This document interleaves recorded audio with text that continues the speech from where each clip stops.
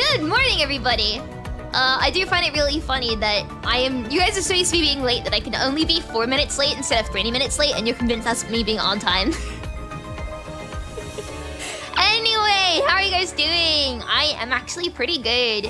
I slept well. This morning I had some nice fresh bread for breakfast, which was so nice, by the way. Like,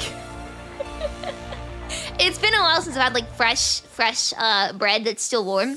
It was good. It was really good.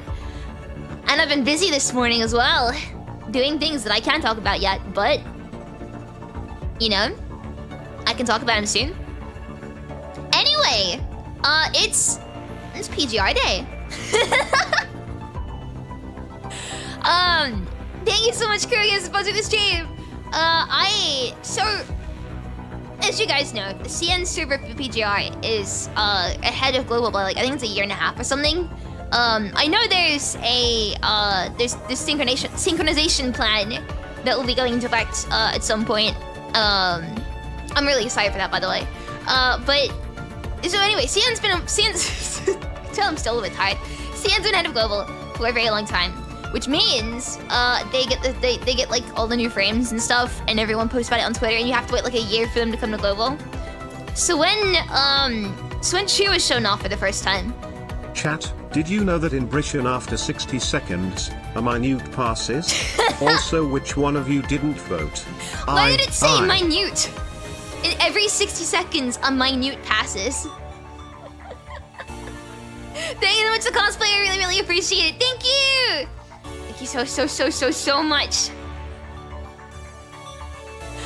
Voting is closed now, yeah, so you can't vote anymore. But I mean, I think even though we haven't won, I'm saying this now. I don't think we won. Even though we haven't won, everyone's votes means so much to me. Thank you. Hi, coming to drop by since you used to watch me 1 2 years ago, since I used to be your comfort VTuber. Hello! Things have changed now, haven't they? I'm looking a little different. How are you doing? Hope you're doing good. Sorry, I wanted pretty women on the stream and screen are distracting me. Have you seen her coding, by the way? Just look at that. This is peak. When I saw the CG for Chu's coding, I didn't believe it was true at first. She is so beautiful in both her default and the wait, it's called Paradise Lost as well. She's so pretty. I'm also gonna admit to this now. And feel free to point and laugh. I didn't finish farming for her. I got like 2 of her memories, and then I got distracted, and I haven't finished farming for her yet. So I've got a lot to do over this patch. But shall we pull? Also beautiful. I love her so much. I love both Chu so much. Anyway, right, shall we pull? Paradise Lost is known for being the first. Yeah, I know. I know about Paradise Lost. I read, what is it? Isn't he referencing like Frankenstein or something? Something like that. You getting distracted? No way. I'm really distracted today. One thing about me facing my sleep schedule is now that when I stream, I'm not streaming first thing in the morning anymore for me. Like, I've been awake for 5-6 hours this morning already. So like, this is not my morning brain. This is my like middle of the day brain. And like FGO, this 2-year Apple Team service is good because of how an FTP is. PH's opposite is not good for them. Yeah, like you can get every character every patch if you just like farm. Which is why, like, I'm just excited that we can catch up to CN finally. Especially because of the announced collabs. I mean, if you know, you know. But yeah, I mean, like, I fully trust Kuro with the synchronization plan. Like, I know there've been a lot of concerns about it, but like, I have full faith in them. they cared a lot as to what like content creators thought. I think people already said they've like been contacted. I was also asked by them, like my opinions and stuff on the plan. So like, I trust them. I fully trust they've got this under control. I'm just really excited to catch up to CN finally, because it's painful seeing like new frames that you really love and having to wait like a year for them. Anyway, enough yapping. Time to pull. Let's go. Damn it.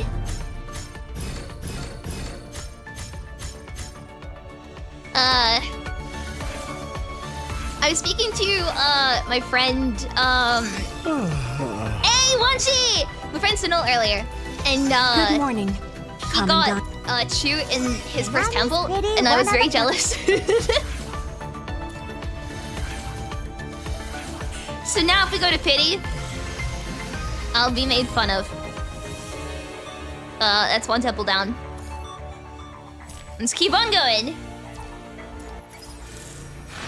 It's a long time to be awake for ya. My brain is a little bit cooked.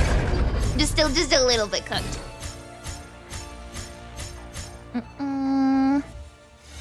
Come on. How many areas do we get again? One day, hey, our what's a favorite number? flowers will sprout upon this earth. I think it was just the one, right? Yeah. The one Tanabe. That's really bad, I'm sorry.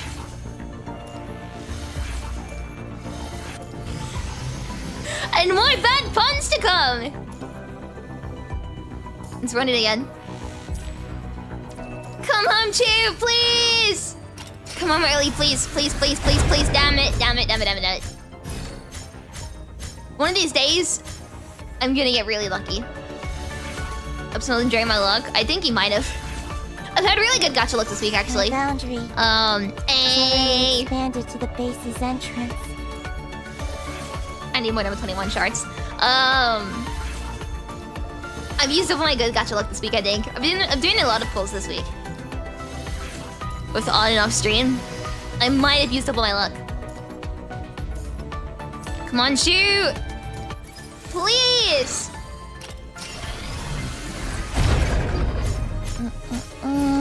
One. Just the one, okay.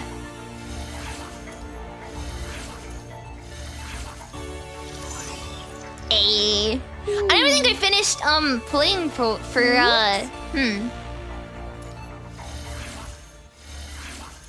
I can't remember if I boots Pity on Watanabe's banner or not. I think I stopped right before Pity, meaning I might be able to get Chu's weapon in a single pull. Actually, I can check right now.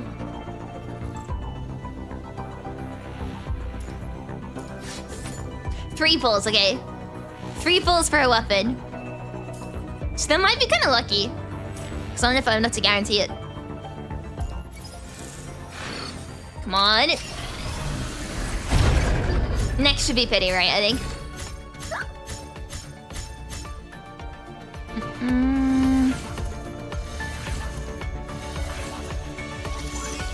The very thought of fighting next to you sends energy coursing through my body! I haven't seen Kamui in so long. His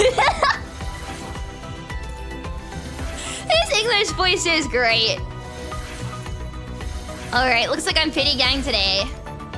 Yeah, because only gacha luck for the week. But we can still get, you know, the weapon in 3 pulls. Even though it's gonna be Pity Gang for both. What's this? Actually, if I get Chu any time before Pity, it's gonna be so funny. What's this? Damn it, exactly, Pity. Thank you so much, I really appreciate it. Thank you! Thank you so much. Come on. Come on. Hey, knock this. Was it in Skip Luck? Skip Luck doesn't work in PGR. Come on. I want to hear English voice. Come on. Many of your people hold a stereotypical view of Kowloong, especially the World Government Association of Art. I forgot that she sounds British. A backward civilization trapped in centuries past. No one here speaks like an ancient scholar anymore. I forgot that's how she Your sounded. ignorance of the progress Kowloong has made is insulting.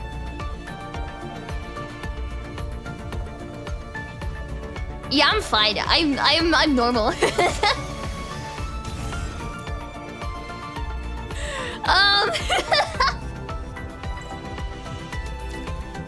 Okay, wait, let me get the weapon. Oh god. Oh, weapon. What's this? Skip luck. Damn it. Skip luck, come on. Come on. Okay, municipal, watch. Watch this. Wait, what's even off rate on this anyway?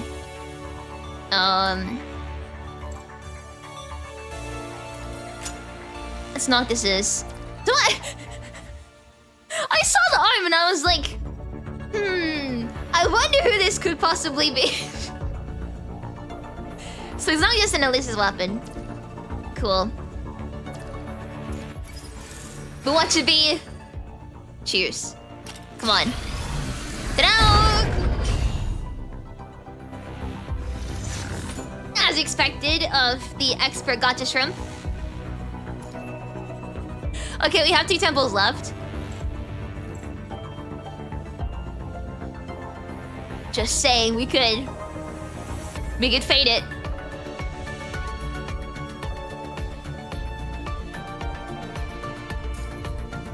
We could fade it.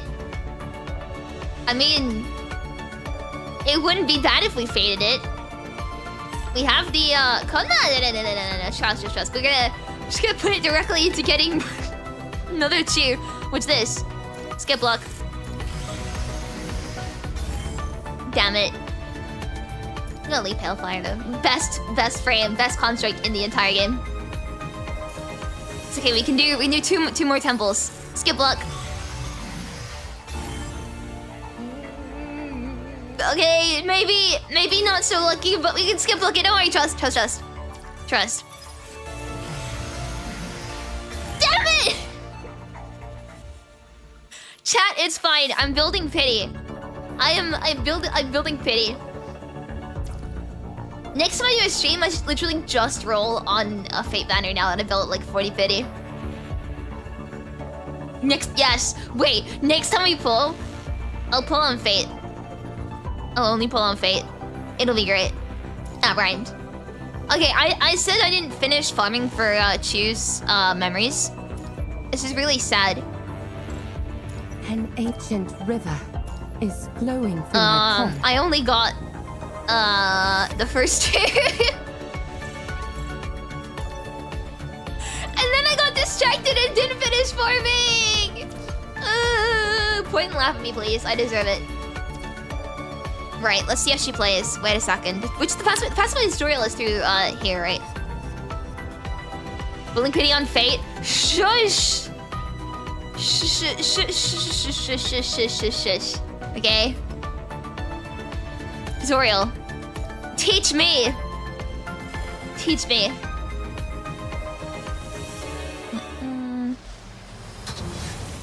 the combined will of Kowloong. Okay. Chu strikes the enemy with a long sword, dealing ice damage. 1, 2, 3, 4, 5. Yellow of 3 pig. Chu leaps and spins, striking the starting targets and dealing ice damage. Cool. Follow me into the frozen depths of eternity. It's her ultimate that I'm most excited for because I've seen the animation for it and I'm ready. Blue of 3 pig. Chu kicks target, then leaps backward and leashes a sword blade, dealing ice damage. Your futile struggle is pitiful. Chu thrusts forwards and deals ice damage. Yeah. Follow me into the frozen depths of eternity. Chu starts enthronement, dealing ice damage to the enemy continuously. Upon completion of enthronement, Chu gathers the will of Kowloong, dealing ice damage to the enemy. In an icy embrace, This all life shall fade. Is what I've seen. Their voices hushed. In stillness laid. That right there. That animation was what I saw going into this. Last chance. Your futile struggle is pitiful. God, that's beautiful. In an icy embrace, All lives shall Oh, you fade. can cast the orbs in Their voices hushed. enthronement. In stillness laid. Hold your Beautiful. futile struggle. This is your last No, chance. the ult was the one thing I In an saw. icy embrace.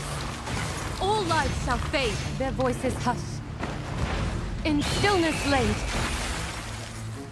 I see. This is your last Icy. Get it? Pun with ice. Hold your futile struggle is pitiful. So in an icy it looks like you can embrace. spam orbs like All this, and then lives you shall can fade. press the ult button again. Their voices hushed. In stillness laid. God, that's such a beautiful animation. Floating stair climb is so cool. It's pretty cold, yeah. Follow in an icy embrace. All lives shall fade. Their voices There we go. hushed. In I'm stillness sure I'll laid. explain it properly. So I'll leave and see how they want to do enthronement like properly. But I think I've got the hang of it, right? Because I'm just a genius like that. All paths end as one. Together, we shall witness Kowloong's future. God, she's beautiful. Okay, core skill. Core skill. Let's run. By the way, if I'm taking too much of the screen, just yell at me. Face the combined will of Kowloong. Okay, during the action of 3 ping 2 convey any signal orb to summon Hui to attack the target. So then activate into the fray, gaining 1 inscription and 1 signal orb. This is your last chance. Oh wait, sorry. So ping Follow your futile struggle is pitiful. when 2 invades into the fray, ping 3 orbs can take the game max Your inscription. last chance. I didn't see that, Celica. 2 invades into the fray. If inscription is on full, press no basic attack to it. Follow me into the frozen depths of eternity. Cast 3 wings to gain 3 inscription. Futile struggle is pitiful. This is your last 2 invades chance. into the fray. If inscription is full. Oh, okay. I guess I was just doing the right thing. So you have to use wheelbarrow. Ping orbs to activate into the fray. This is your last chance. Oh wait, sorry. Follow me. Like that, into right? the frozen depths of eternity. Cast 3 wings to Your gain futile- inscription. This is your last chance. Okay. She takes into the fray, enter matrix actively to cast wheelbarrow.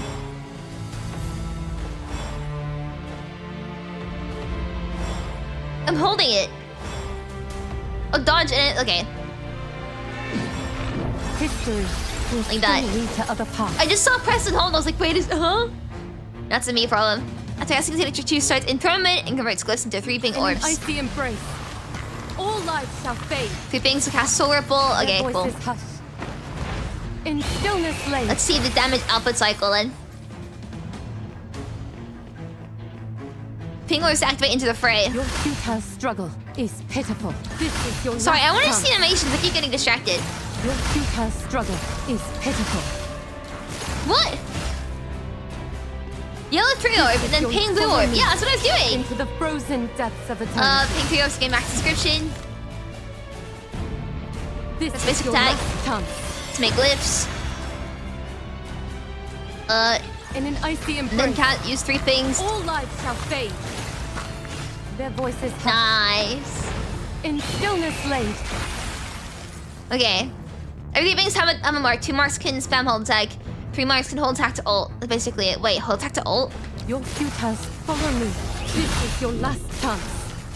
And Kowloong shall live forever. Your follow me into this Hala trick. That's An so icy cool. embrace. All lives shall fade. Their voices But there we go. I think I got the hang of it, right? in stillness laid. I think? Follow me. It's pretty self-explanatory, actually. Your struggle is pitiful. So you do the 3 things at the bottom, then you press If this your is last chance. hold attack. In an icy embrace. Then you can use this All and lives use your shall fade. pings Their again. voices hushed. In stillness laid. She's so beautiful, man. When you have 3 mark, you hold attack, you'll have enough energy to ult. Oh, yeah. Right, we'll leave. Because the next stage is gonna be, All paths get beaten up by the boss, right? We So let's see if I can Kowloong's future. hold my own with her skills. Combat practice, right? Get ready to skill issue me. Alright, let's do it. I used to be pretty good at last year, Follow me but into the frozen depths of eternity. I didn't use that. I used that too This is early. your last chance. So now we can use the hold. Your futile struggle. Follow me into the frozen depths of eternity. I didn't This use is that at your the right last time either. chance. Shit, I'm getting panicky now. There's some cool attacks without meaning to though. Follow me. Hang on a This is second. your last chance. I didn't mean to do all this stuff. In an icy embrace, all lives shall fade, their voices hushed. In stillness laid, Oh, I didn't kill her with the ult. That's really sad. struggle is pitiful. All paths end as one. Oh man. We shall witness Kowloong's future. I mean, that was beautiful. That was really beautiful. But I didn't get the ult kill. Nine. That's a shame. I want to get the ult kill. Can I do it one more time? Can I do it one more? I'm gonna do it one more time.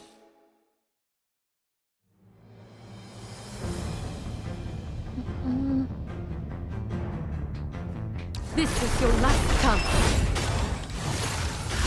You'll follow me into the frozen depths of eternity. In an icy embrace, all lives shall fade. Oh, wait, I used the ult way too early, I Their think. voices hushed. Let's see, try and get it again before stillness Flash is laid. dead. This is your last. Your futile Oh, I took struggle some damage. is Oops. pitiful. That's Follow my own me fault. Into the frozen. This is your last chance. In Okay, an ult kill, icy ult kill, embrace, ult kill. What's this? all lives shall fade. Their Ult kill, voices hushed. please! In stillness laid. It's even worse this time. Hang on a second. Can we try? I really want to get the ult kill. I really want to get the ult kill. My voice broke. I really want to get the ult kill. Come on. Got my chair. Does anyone know how to stop a chair from getting really squeaky? This Because is your last chance. I could definitely Follow use me that. into the frozen depths of eternity. In an icy Here comes the embrace, first ult. all lives shall fade. Their voices hushed. In stillness laid. Here comes ult number 2. When I can dodge these stupid hands. This is your last chance. Your futile struggle. So hit him is with this. pitiful. Follow me. This is your last. In an I think I icy used the embrace, ult way too early again. all lives shall fade.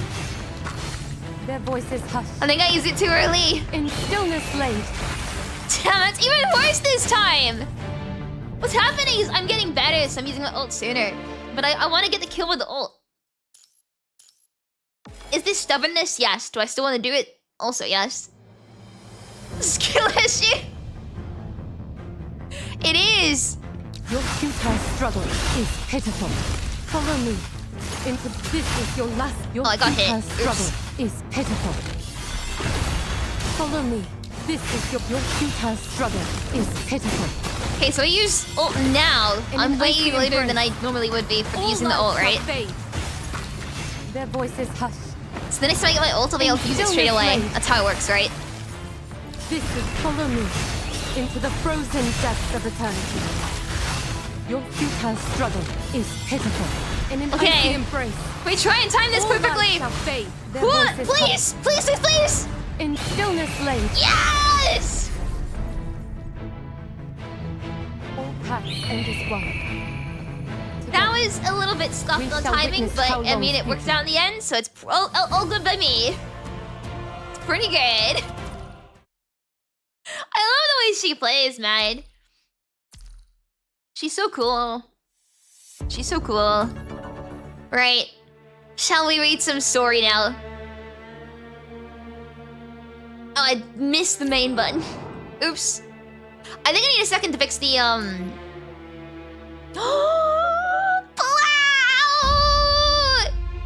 It's my baby! I love her so much!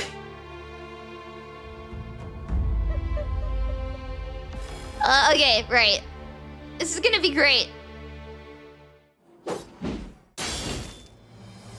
Oh, cutscene! Shimmering well. Oh no, no, don't me play regular cheer. This is the will of Kowloong. I haven't played her in forever. Crumble and become history. He's got infinite health, not infinite, but it's very high.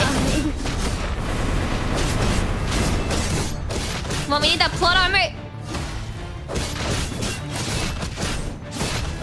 I love Palau so much. For obvious reasons and all that, but hey, back off. Back off! I'm out of dodge!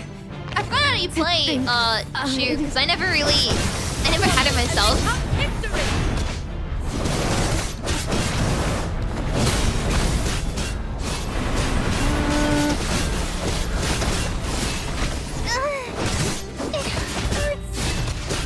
Oh god. I think I'm gonna get beaten up.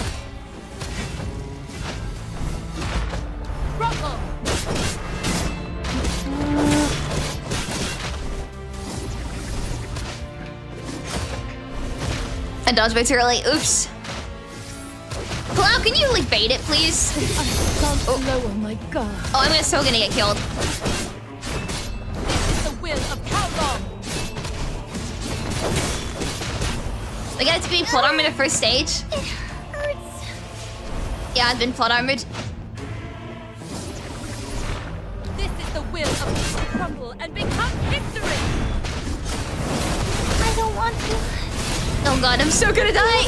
Oops. The weak of destiny. Yeah, I got the plot armor. Yay! In the end, I never learned how to play regular shoot. It hurts. Which is funny because I used to like bring her borrowed, but I never got you good at her.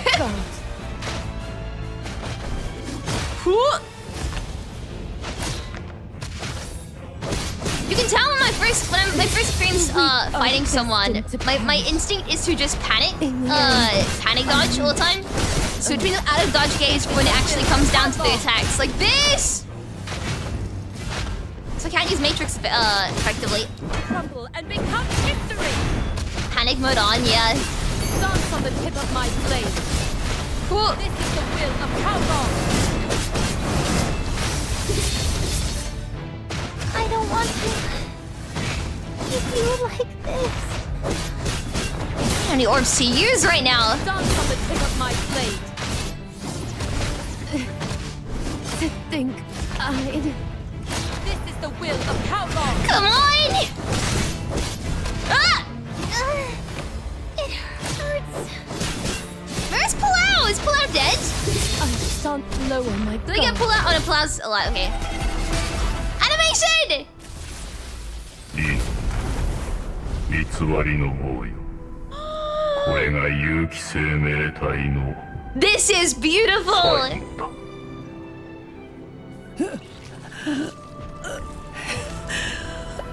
The blood animations!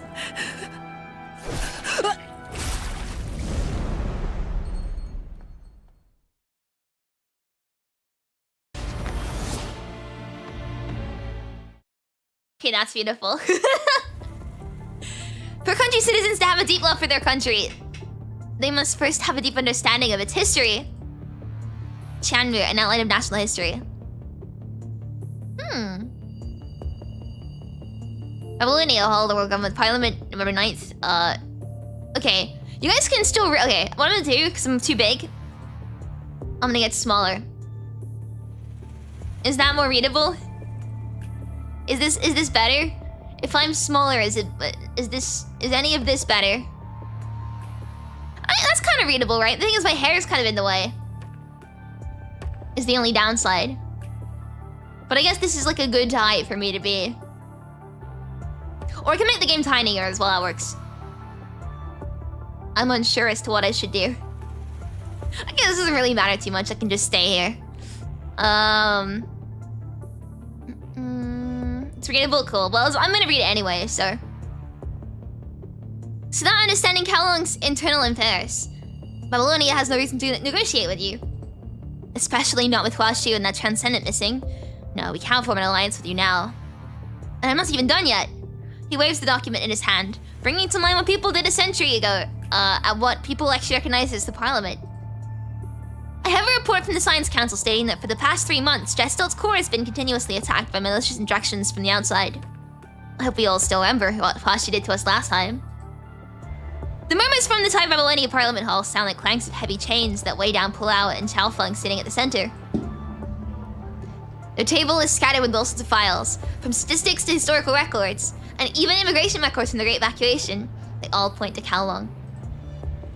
To prepare himself to discuss aid beyond the clean zone, Pulau has been poring over all these plans, blueprints, data, and history for 2 weeks now. My baby girl, I love her so much! Well, according to the data from the Nidus data center, we currently have no information on Huashu's whereabouts. And the Nidus data center holds no data on Huashu. We definitely haven't used Huashu to attack Babylonia when we don't even know where it is. See, Kowloong is the only reliable shipper now. There is now on Earth. And we can't do this without, without the Niter in case of potential emergencies at sea. The counselor who just spoke stands up. It doesn't seem like he was directing his words at Palau, nor does he care what she said. Evidence shows the traces of hetero creatures and the punishing in the ocean. All we've done over the last year to prevent the red tide from going into the ocean has ended up being a waste of lives and omega weapons. And that makes us look like a bunch of clowns. Speak for yourself. Palau is not a clown. And I just happened to have a report from the Science Council that clearly states the recent attacks on Jestel did not come from Huashu. Moreover, it was proven years ago that the attacks on Babylonia did not come from Kowloong, but from that descendant, Luna. But this descendant you're talking about went missing a long time ago, and that's something I thought we were all aware of, no? Can you prove Huashu was not in her hands? I can't. Meaning she's lucky to have Huashu, right? Case closed then. That's a logical fallacy. Just because I can't prove Huashu is not in their hands doesn't mean Huashu is actually in their hands. That makes no sense. How can you assume... Do you have no empathy at all? The argument starts spinning out of control, with everyone trying to push their own agenda. Silence! With it, the hall is once again silent. Get off Collins, I hate him. Collins' somewhat lazy voice echoes in the Parliament Hall once again, though it sounds more reserved now than it did before. What's that Collins voice? I keep forgetting. It's something dumb and goofy. May I speak now, President Hassan? Go ahead. Hassan nods to Collins without saying anything else. For the world government, Chrono is like a thorn in the flesh. There are all sorts of different factions, even within Chrono itself. Hassan agreed to Collins' return to the Parliament with this in mind. On the condition that Collins... that's not Collins. On the condition that Collins acts with discretion. It's like, why does Collins burn himself in the third person? I don't see any harm in aiding Kowloong. Do you? As far as I'm concerned, there's nothing wrong with it. We can totally send some funds and supplies to help our friends on Earth. Yep. Huh? Stopped by List's for approval. Collins almost jumps out of his seat. Collins, however, unable to see what List's face is like, can't possibly guess what List is playing yet. Even within Chrono, factional struggles had never ceased. Because of List's earlier tactics, Collins left the Parliament for quite a while, creating a window for List to outshine him within Chrono. This sudden approval left Collins unsure of List's intentions. I'm just saying, even if the Parliament doesn't agree to aid Kowloong, we still can help them in a private capacity, like, I beg to differ. Cute? She's cute? Another councillor stands up and starts speaking. Yes? The Parliament has to be the one making the call about this since the Niter approaches formally for cooperation. Private cooperation and negotiations go against the spirit of the Parliament, and don't follow the proper procedures. Am I right, Collins? Du-Hung's smile is ever present, but that doesn't make her words any less shrewd. That's the Parliament's stance. But personally, I believe if Parliament can't help, we shouldn't just stand by and let things happen, right? This is just assuming the Parliament would agree to Kowloong's proposal, Collins. But I believe that we, Babylonia, or rather the world government, should offer appropriate assistance to Kowloong. I'm saying this as a counselor, and as a human. Well, of course. Collins glances at List as he stands up and forces a smile. I was about to say the same, actually. After a brief silence, the Parliament Hall erupts in waves of discussion. The conflicts and entangled factions within Corona are well known in both the government and the Parliament, and Corona's profit-driven and power-centric ideology has long been criticized. However, this collaboration proposal between Babylonia and Kowloong is clearly a matter of morality for Babylonia, with almost no real benefits to show for it. Especially for Corona, that is.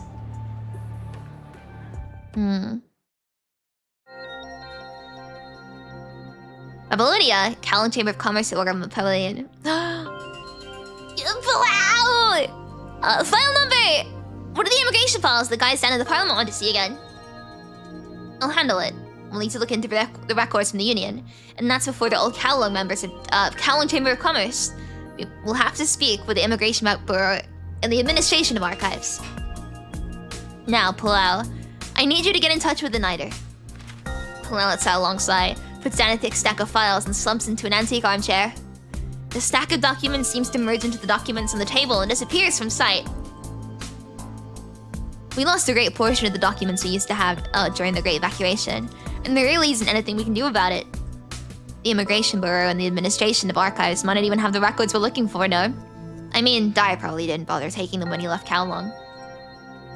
Some of the documents he took away are probably still sitting in the archives in Kowloong's Fushi Design Bureau. They're just all over the place. I'm trying to do a deeper voice for her, because she looks like she sounds really mature, but I think I'm doing a bad job at it. But why are they sending the documents?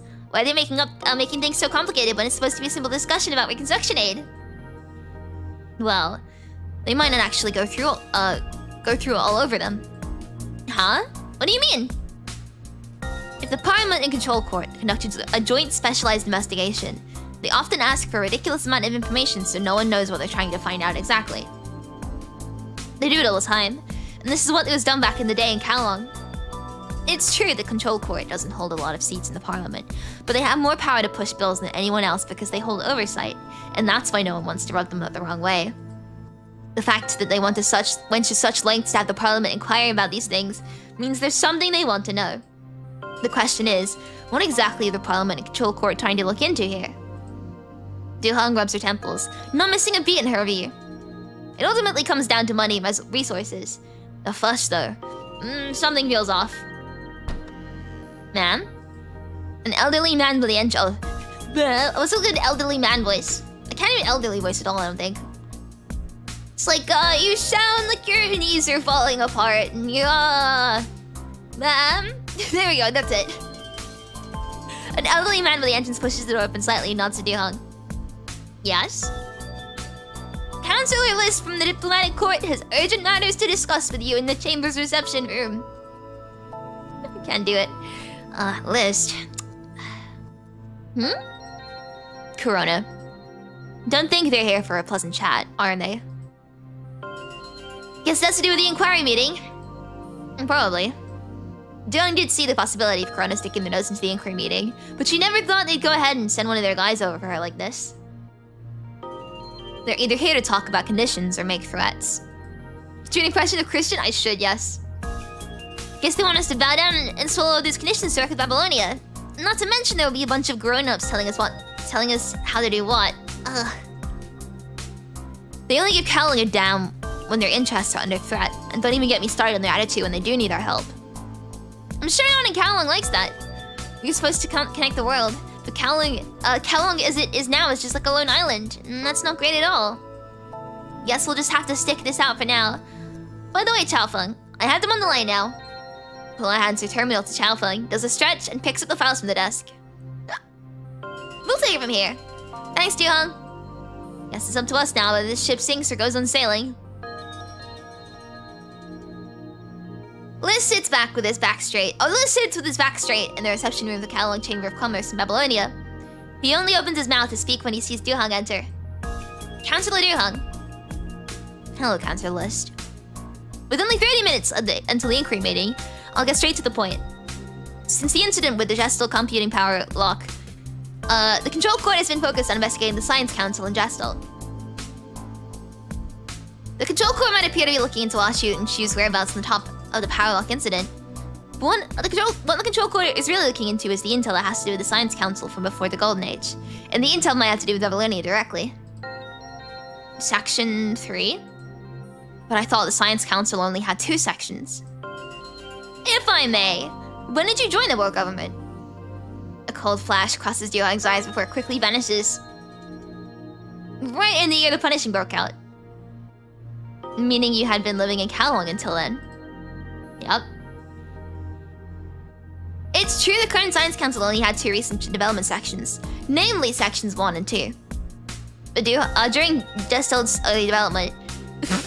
Wow, my English today. Give me a second. But during Destilt's early development, there was a 3rd section dedicated to it. When Gestilt was completed, section 3 was dissolved. I never knew that. There's indeed no written record of this matter. Only a few people know about this. At the time, everyone who was aware was put under a gag order, so it's only been passed down through memory and word of mouth. But you are quite young yourself, no? When did you hear about all this? That's hardly the point here.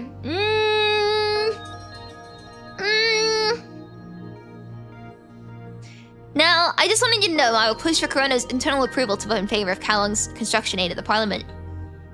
And this should be discussed privately between us. I can't trust any guarantees from Corona, and you alone represent Corona. Good point there, but this is what I'm going to do. Aiding Kowloong isn't cost-effective from a financial standpoint, but morally speaking... Why did Corona ever care about morals?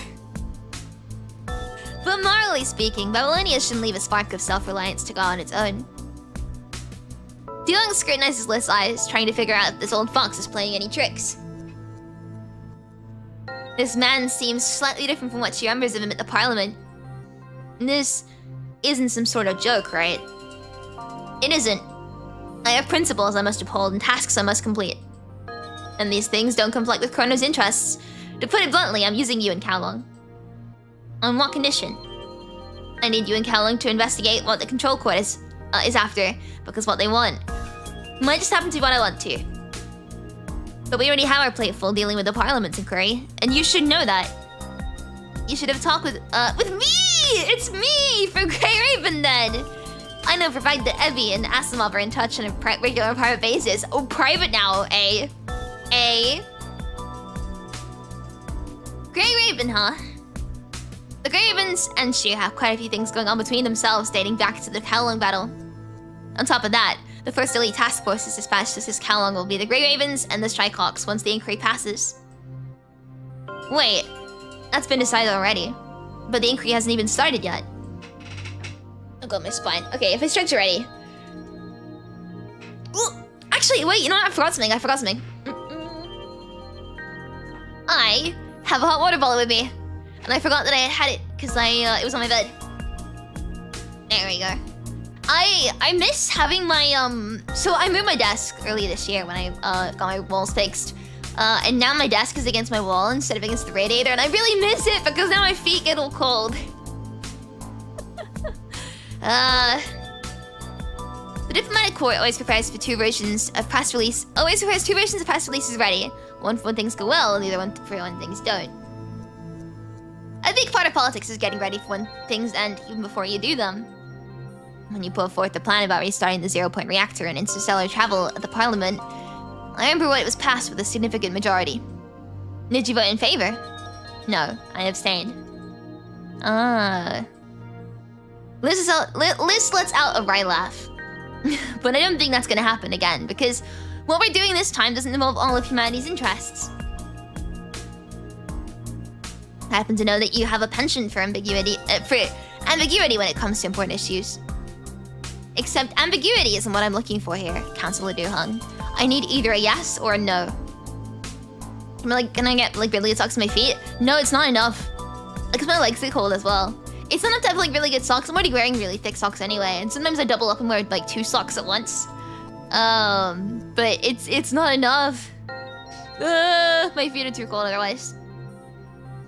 Anyway. Sometimes all it takes is one split a second for a decision to be made, except one never knows whether that decision is right or not after the fact. Deal.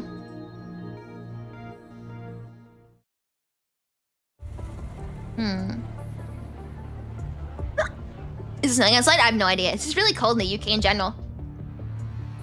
I have no idea if it's snowing or not. Let me chug some water real quick.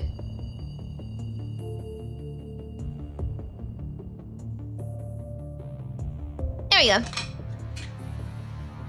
Silence. Silence. I missed Hilton. Now, that's rare. I thought Liston Collins would vote against this. Is there anything else you wish to state, Miss Palau of the Nighter? Like a student whose name gets called out of the blue by the teacher, Palau looks a bit flustered.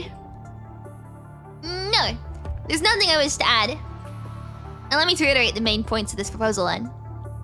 For the foreseeable future, Babylonia will provide material aid to the Nighter and the survivors in the Kowloong area, while establishing a Eurasian maritime defense line against the punishing virus, Kowloong. The goal is to eventually connect the clean zone and the conservation areas into one. Hassan clears his throat lightly and continues. Perhaps what I say next might undermine the impartiality of my position as the president. I can't participate in the vote as a regular councillor, but I still wish to express my stance as a human being. In times of crisis, the continuation and future of civilization are just not entrusted to those of us sitting high in the halls. The future of humanity should be in the hands of everyone, regardless of status, gender, race, or color, whether they're on the front line, whether they're frontline warriors or nameless individuals. Under the weight of our responsibilities, however, we often have no choice but to make cruel decisions, which is the price we pay for being where we are. When making these decisions, I'm first and foremost a human being, and only then the president of the world government parliament. Perhaps one day, future generations will write about our cruel decisions as the downfall of human morality. But we will proudly say that we also made decisions that represented the highest moral standards of human civilization. Please remember that we, the world government, set out to unite humanity and lead us towards a civilized future. Hassan's voice echoes through the Parliament Hall, where his voice is the only thing that can be heard now. I've stated my position. Let's now proceed to the vote. Jesta will be counting our votes for Underworld Government's aid to Kowloong. With it, this group of people with enough power to influence the world enter their votes into Gestalt, from which a cold verdict of data is turned out.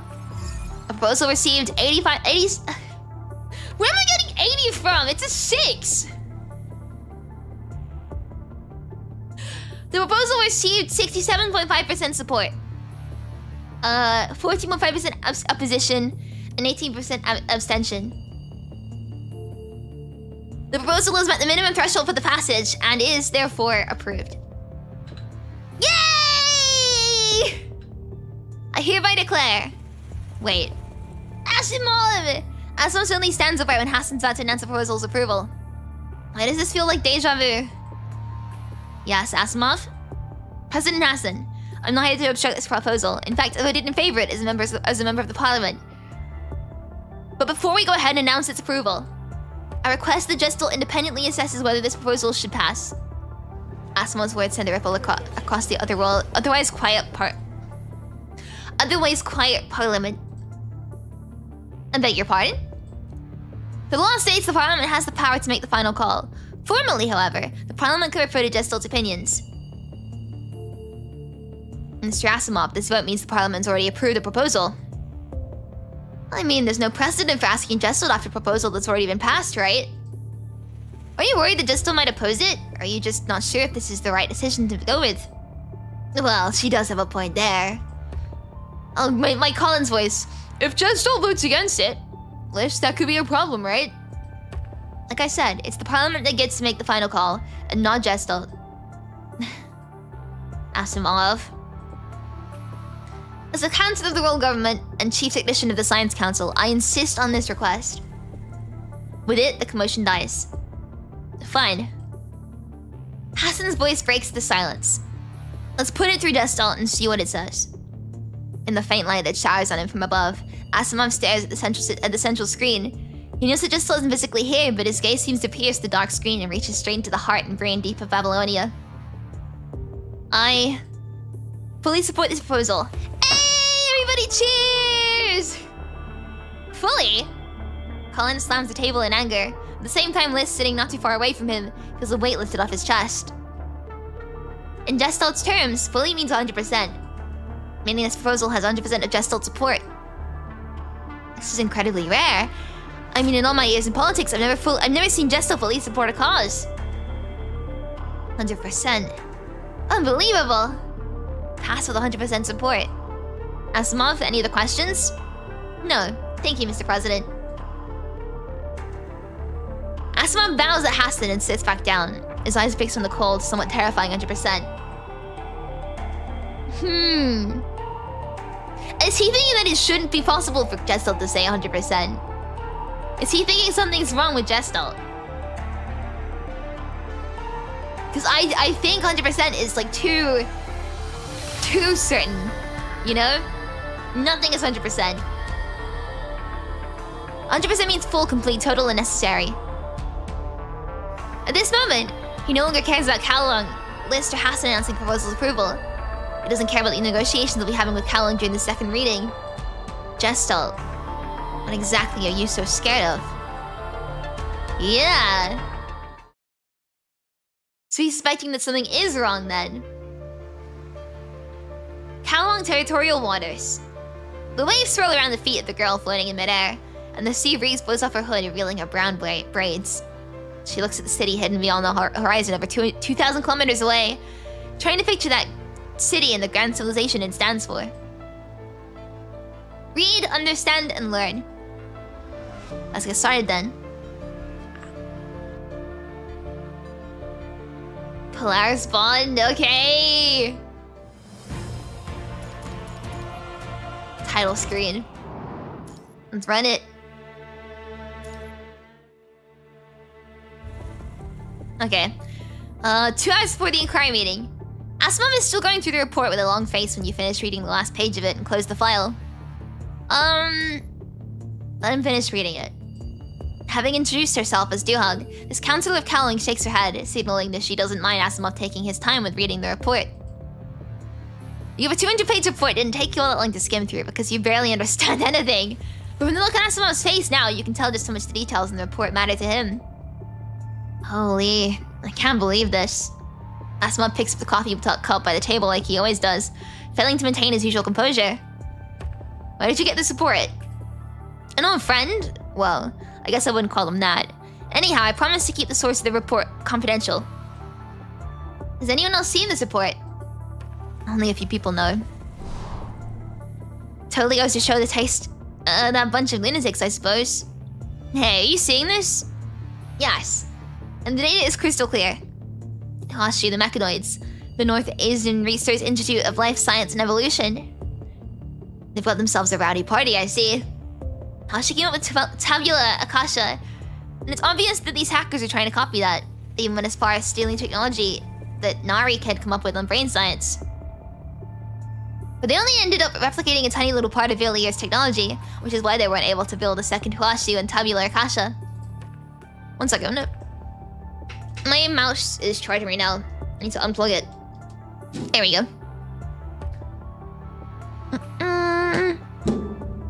Nice. Because I can feel smell on the mouse, so I'm just like trying to make sure it's clean.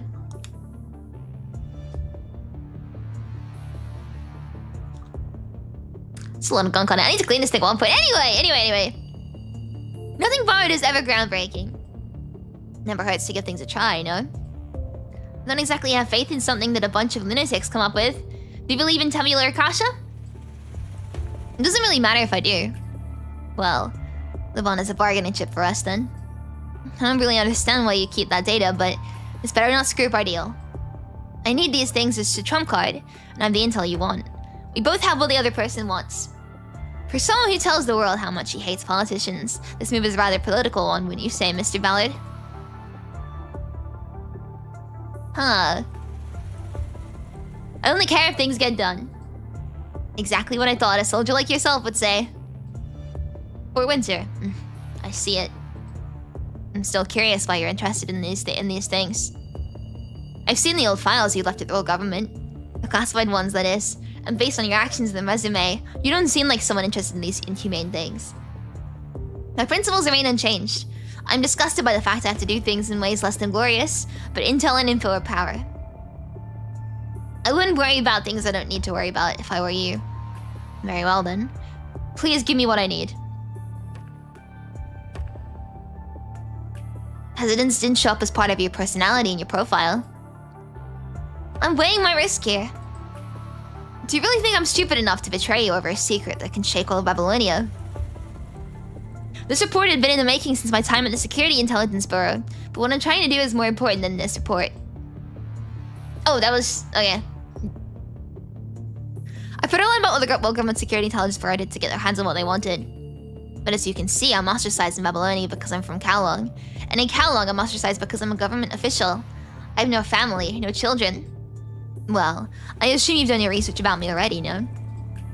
I hope this report can be put to good use in your hands. Stirring up public opinion and sentiment within Babylonia will make it easier for me to do what I want to do too. Of course. We're in this together. Besides the source of the intelligence in me, it's just you two. Cheer. We can talk about this later. Everything aside, do you know what this report means? It's lies. Lies that span decades. Everything we know today and the technologies we benefit from as a civilization, they're all riddled with lies. Asimov puts his coffee cup back on the table, unable to stop his hand from shaking. Asimov didn't seem to notice the transcendent that just came up in the conversation. Not only that, he even showed a slight lapse in his otherwise always logical speech. This, as far as you can recall, is a first. Asimov. Oh, thanks. It isn't until you grasp Asimov's arm that he snaps out of his fear and shock. He casts a glance at you and Duhong sitting at the table. At last, his gaze finally lands on the book-pick report on the table.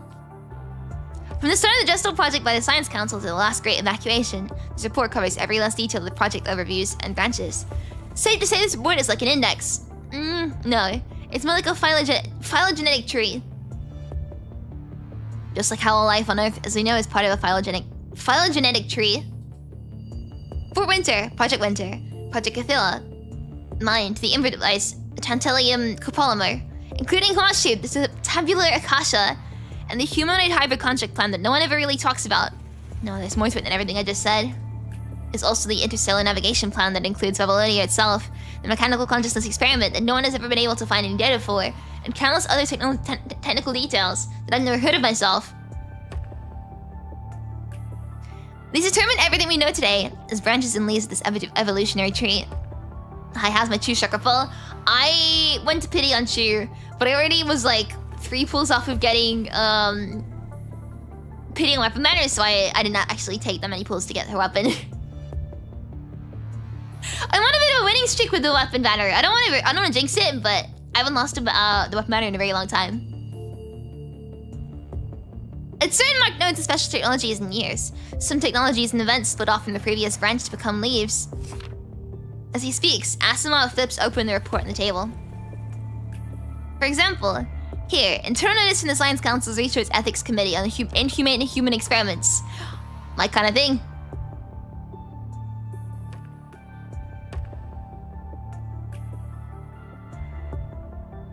Oh, there we go.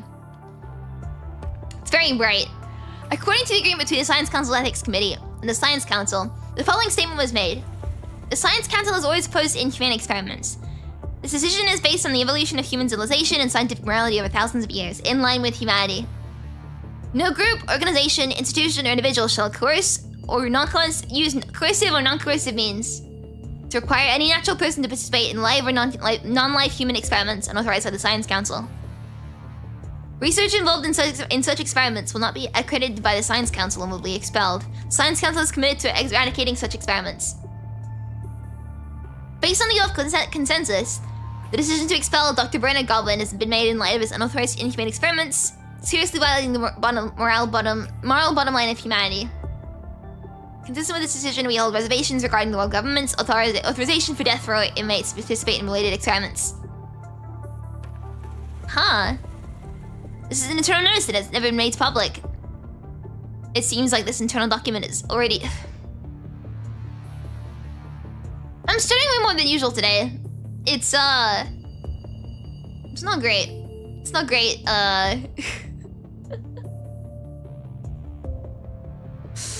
It's fine. It seems that this internal document actually indicates the Science Council's opposition to the world government's notorious human experimentation bill. I only know there was once an inhumane human consciousness experiment in Kowloong. The council publicly condemned it, but that incident happened long after the date on this notice. Maybe I'm studying more because I'm too awake now. It's not it.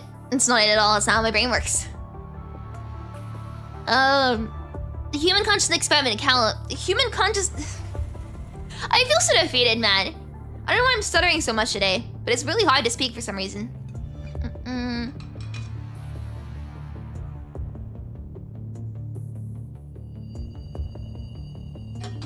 Honestly, more often as well, especially since I fixed my sleep schedule. My brain is now moving even faster than it normally does, which means my mouth has to my mouth can't keep up with how fast my brain is moving.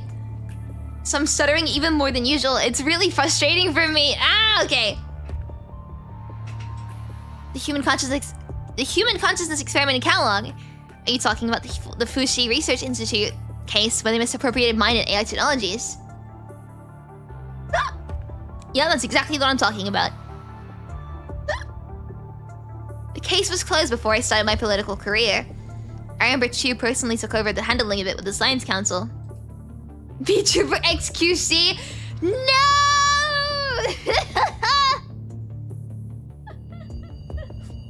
I don't like it.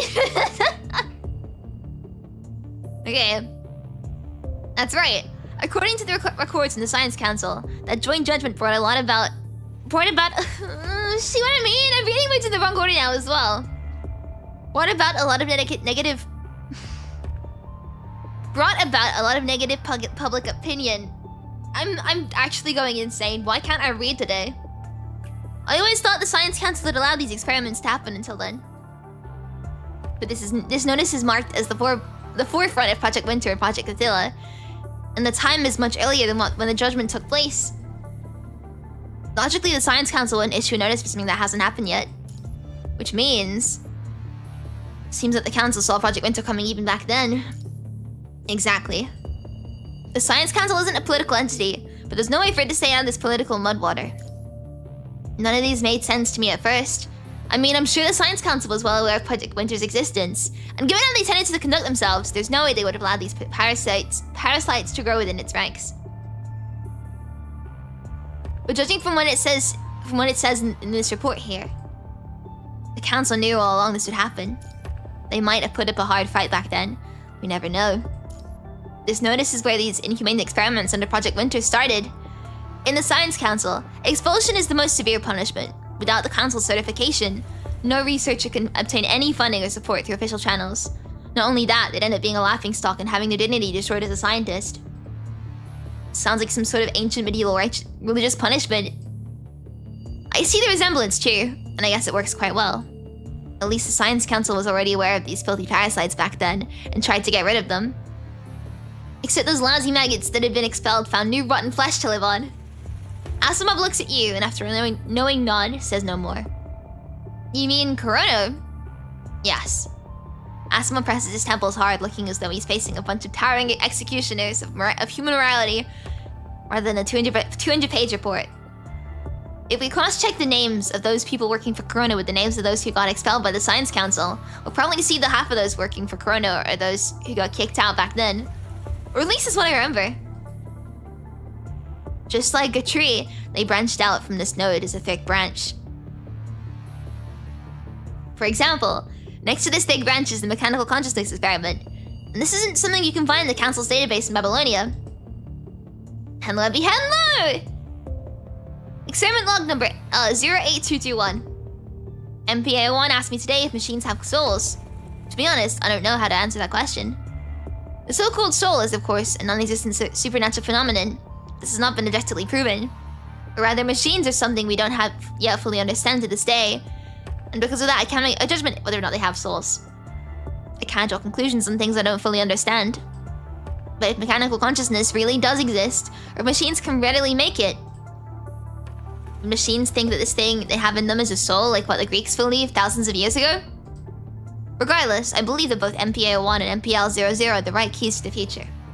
This is what we old folks from Section 3 believe. It took 48 years to prove the Higgs I don't know what the Higgs boson is. 54 years for black holes, and a century for gravitational waves. If we can't solve this problem, our successors will. If they can't, then their successors will. The machines we ran into in Constellia have souls and self-awareness too. Yes, it seems these machines with self-awareness came from the Science Council too. The models mentioned that these reports might be crucial clues. And we just might gain a whole new perspective of civilization and the machines themselves if we learn about what these machines came from. I mean, they might have already formed a sizable group already. That's besides the point now, though. Duan cuts off Asimov's train of thought somewhat rudely. We need to get to the bottom of this. There must be something in this report that only makes sense to you and not us. Seemingly a little disgusted, Asimov closes the report and lets out a long sigh. I'm going insane. Well, look. Wait a sec. You had to cut him short as much as you hated it. What exactly is it you're trying to do? Coming to Asimov at this time with this report and asking him to help you spot clues in it. Abby. I was going to use it as a bargaining chip to win Babylonia's Parliament absolute support for the Kowloong aid plan. Have you seen the word from animation yet? Yes, I have. It was really good. I liked it. It was a little shorter than I thought it was going to be, but it was really, really cool. I liked it a lot. Oh, my poor spine. You know what? I'm fine. I don't need to worry about my spine. I don't need to worry about it. We're good.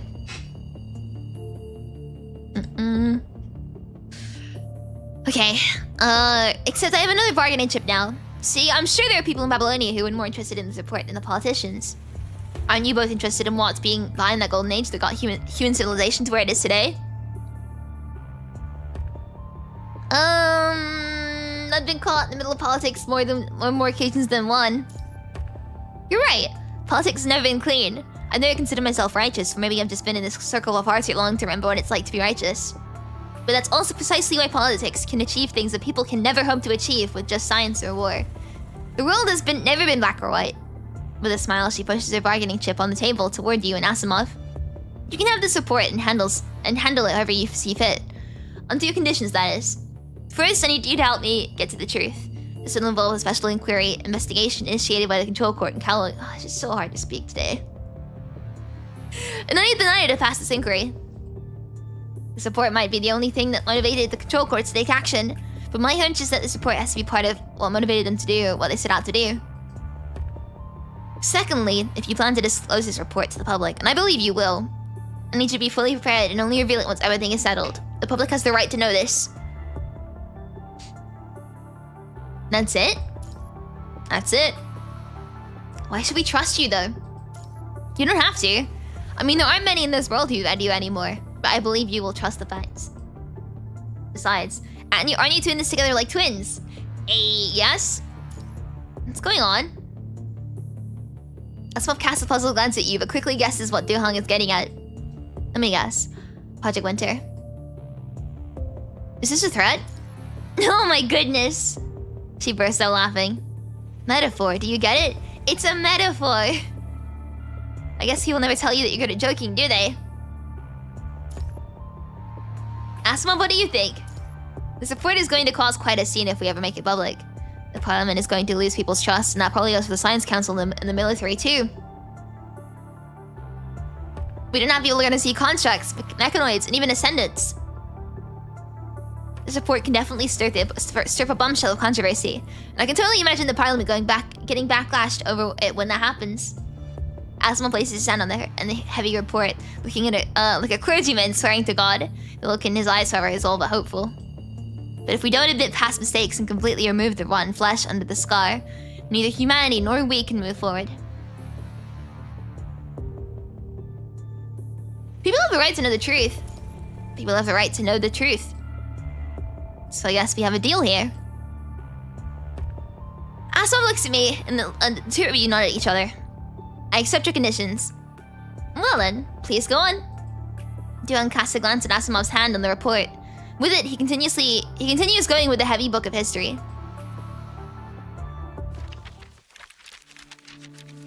Long before the Golden Age, the Science Council was merely a loose, borderless organization of scientists from around the world. As time went by, though, only bits and pieces of what happened back then survived, which makes it impossible to find out what actually happened. Back then, mankind was going through a Great Depression like we had so many times before, and that caused natural scientists to stop progressing. The world was lacking guidance in social sciences, and there was this global war that had evolved from proxy wars. It was a true dark age, and humanity was stumbling as we ventured into a limited future. Everything is Ushio then. The way the council was organized back then resembled the way religious groups were organized back in the Middle Ages. Except the faith that gathered people under its banner was not religion, but science and progress. And the Science Council as we know it today only came about when Dominic had unified all the scientists around when the promotion of civilization called civilian cold fusion technology. And the material science explosion was taking place based on the earliest inferable records. In the end, it was the torch of science that illuminated the era akin to a quagmire. The new furnace is now ablaze, forging a future of boundless possibilities and hopes for gold-like humanity. And the rest is history. Everything took off flying and progressed at record speeds, like what Babylonia's textbooks say. I always thought that human civilization would have died a long time ago without construct tech. But there are things hidden in that era that we haven't yet seen, and those things are really what matter. The support reminded me that it's the root of this massive system tree that constructs everything we know today. The support, though, seems intentionally to leave out all information about this root. And the core and root that's been constantly leaving out the picture is Gestalt. Project Gestalt is a super project that gathers the world's elite talents in natural sciences, social sciences, and was the most ambitious human endeavor. The annual budget alone was enough to complete a small space fleet. I mean, we could destroy Babylonia now and still... Wait, no. We could destroy 10 Babylonias now and it wouldn't matter. It'd be a breeze for us to make a new one. Any day of the week, as long as we meet the conditions. But Gestalt we can't afford to lose. We use it to judge the operation of constructs, output paradigms for the Imber device, regulate the life support system and flight posture of Babylonia, and control 36 cold fusion reactors and the Longinus arsenal. Theoretically, we could even reverse engineer the punishing with it. It's almost like an inexhaustible, omnipotent black box. With our current technology, we can only glimpse half of what's in Gestalt and its functions, but just this half is enough to get us to where we are today. Another way to look at it is that Gestalt contains a lot, but we still cannot fully decipher, which is why it's called a black box. So, the support is more than a catalogue of Golden Age technologies. It's more about the entire technological wave stirred up by Project Gestalt itself. Exactly. Project Winter, Project Cthulhu, constructs and mind technology, including Ushio, are merely branches and leaves that grew from Project Gestalt. Except mankind's morals weren't where they are today when they put it to work. It sounds like you're certain everything back then was done right. Asimov falls silent. He rubs the cover of the report, where a name is signed under the Science Council emblem in Chinese, English, French, Russian, and Spanish. Dominic. What people truly miss in that era isn't order, wealth, or peace, but the spirit of progress.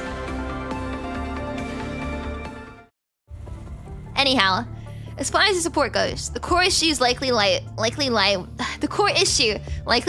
with Gestalt. But you just said there are things that we don't fully know about Gestalt, no? Yes, and the Parliament is aware of this too. A lot of important Gestalt documents were lost during the Great Evacuation, and if you couple that with Gestalt's inherent limitations, we're now only relying on half of what Gestalt was able to do during the Golden Age, like I said earlier. What about the other half? Asimov shakes his head. It's inaccessible, or maybe we just haven't figured out the right way to access it.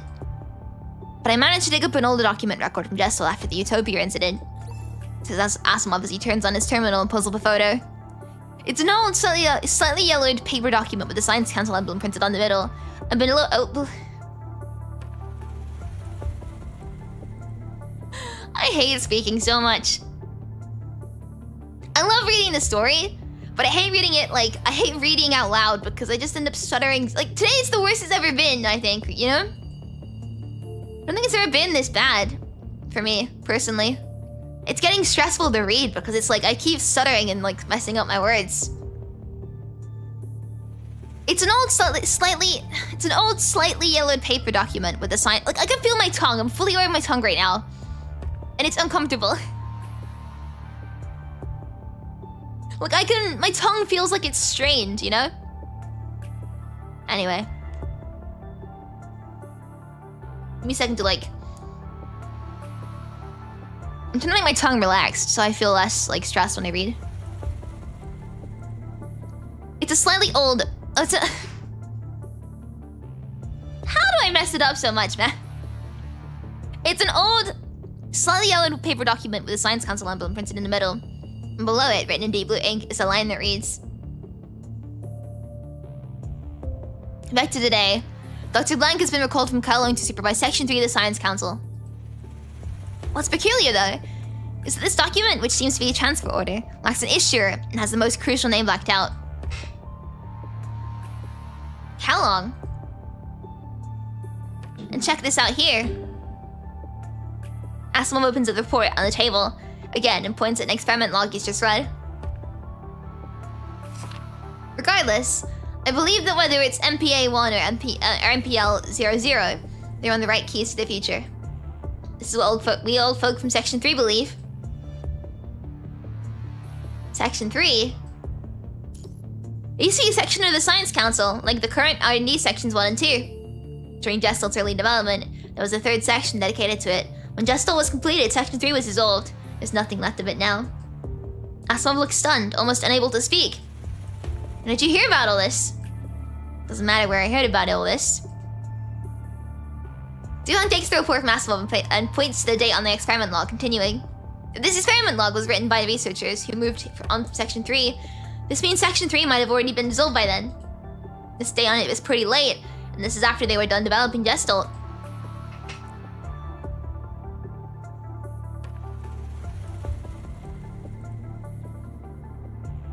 Let's see. The Science Council does have a habit of establishing special development provisions for specific tasks and dissolving them when the task is done. And this Section 3 was likely a special division established by the Science Council specifically for this development of Gestalt. How so? Because of their tasks didn't overlap. But the permanent Sections 1 and 2 have clear distinctions. Since the Golden Age, Section 1 is focused on theoretical and basic sciences, while Section 2 has handled astrophysics and interstellar engineering projects. Neither Sections 1 nor 2 could build Gestalt on their own, since it's an immense task that encompasses all of mankind's knowledge. I can't say with certainty just yet, but it seems likely that Section 3 was the one handling Project Gestalt. Say, if we could prove that Section 3 existed around the same time that Gestalt was being built, that still wouldn't be a game changer, but it'd still be pretty solid. Is there a way to find out when the Kowloong scholar was transferred to the Science Council? We don't know yet. And we don't even know what this person's name is. I'll even Asimov seeing Duhang's sunk eyes is even deeper doubt what the two of you look at her. I know what you're thinking. As far as I know, there's only one scientist in Kowloong who could ever hope to aspire to his heights. Villiers! Mind you, though, this individual isn't exactly someone you'd want to hang out with. I want to hang out with him. You talking about Villiers? Right on the money. Well, actually, I don't think I'm going to comment on his mental state. But if really is the one who came with Huashi, then he might have been the one who pointed to lead Section 3. He's smart enough to handle a secret project like that. And he did earn a doctorate at Kowloong Central University. But I don't think he's the guy we're looking for here. Only heard Evie mention this name in a mission report. In terms of capability, though, I'm sure the designer of Huashi could definitely handle Gestalt. Is that so? Well, it almost made him one of the responsible for well, it almost made him the one that almost made him one of those responsible for Give me a second, I'm gonna actually go insane. Well, that almost made him the one of those. No, why am I saying the one? He almost made. Is that so? Well, that almost made him one of those responsible for Rebellinia's fall then. I still messed up the word for. And Gestalt has been under external attacks from an unknown source. Where am I getting "and" from? I'm just putting in random words now. And Gestalt has been under attacks external. How am I screwing this up so badly? And Gestalt has been under external attacks from unknown sources like what happened a few years back, which is something the Control Court might be taking advantage of. Can't think of a worse time for this discussion to happen. Hashi left a signature when he invaded Gestalt last time. And I've already gone ahead and reported the recent reverse engineering of external attacks to Parliament. We can't conclude it's Hashi yet. Duhang lets out a deep sigh and shakes her head. Anyhow, I don't know who Hashi is.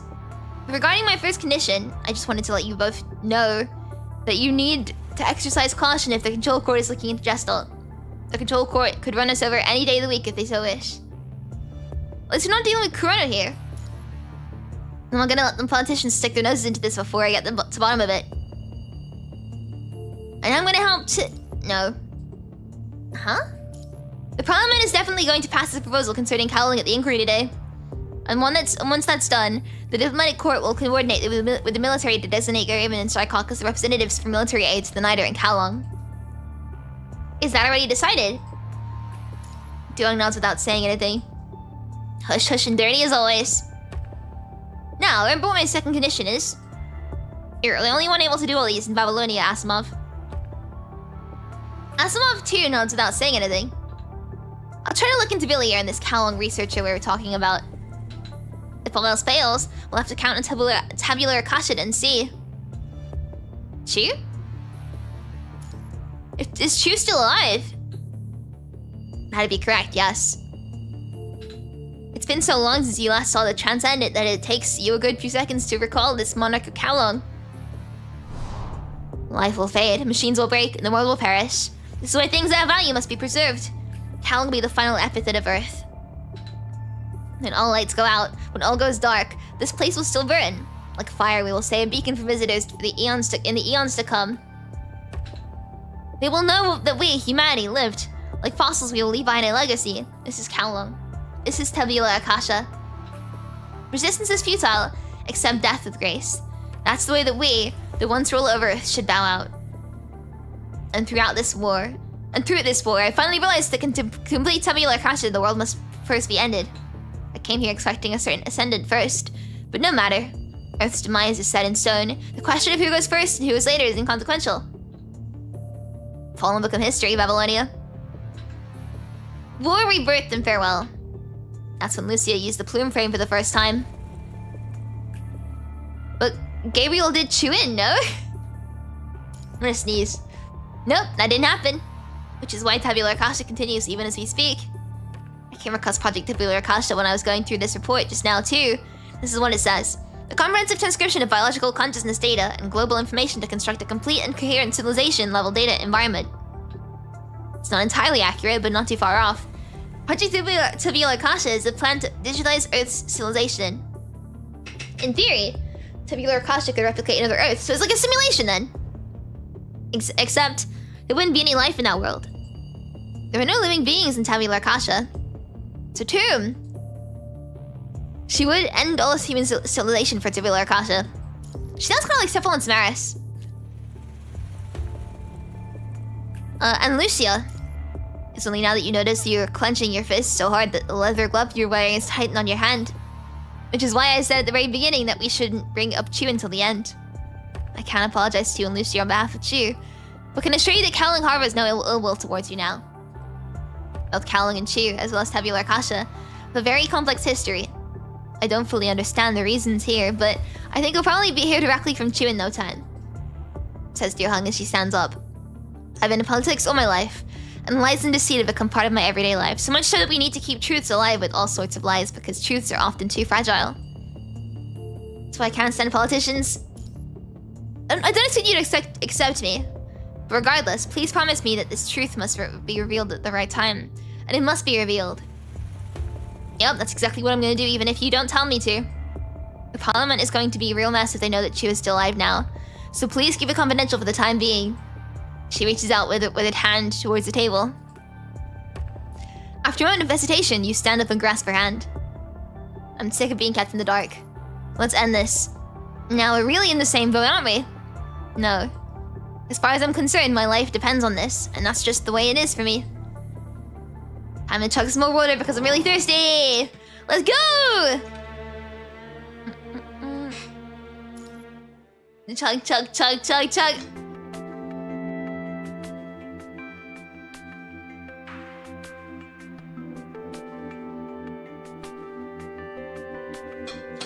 For some reason the water tastes kind of off, I don't know why that is.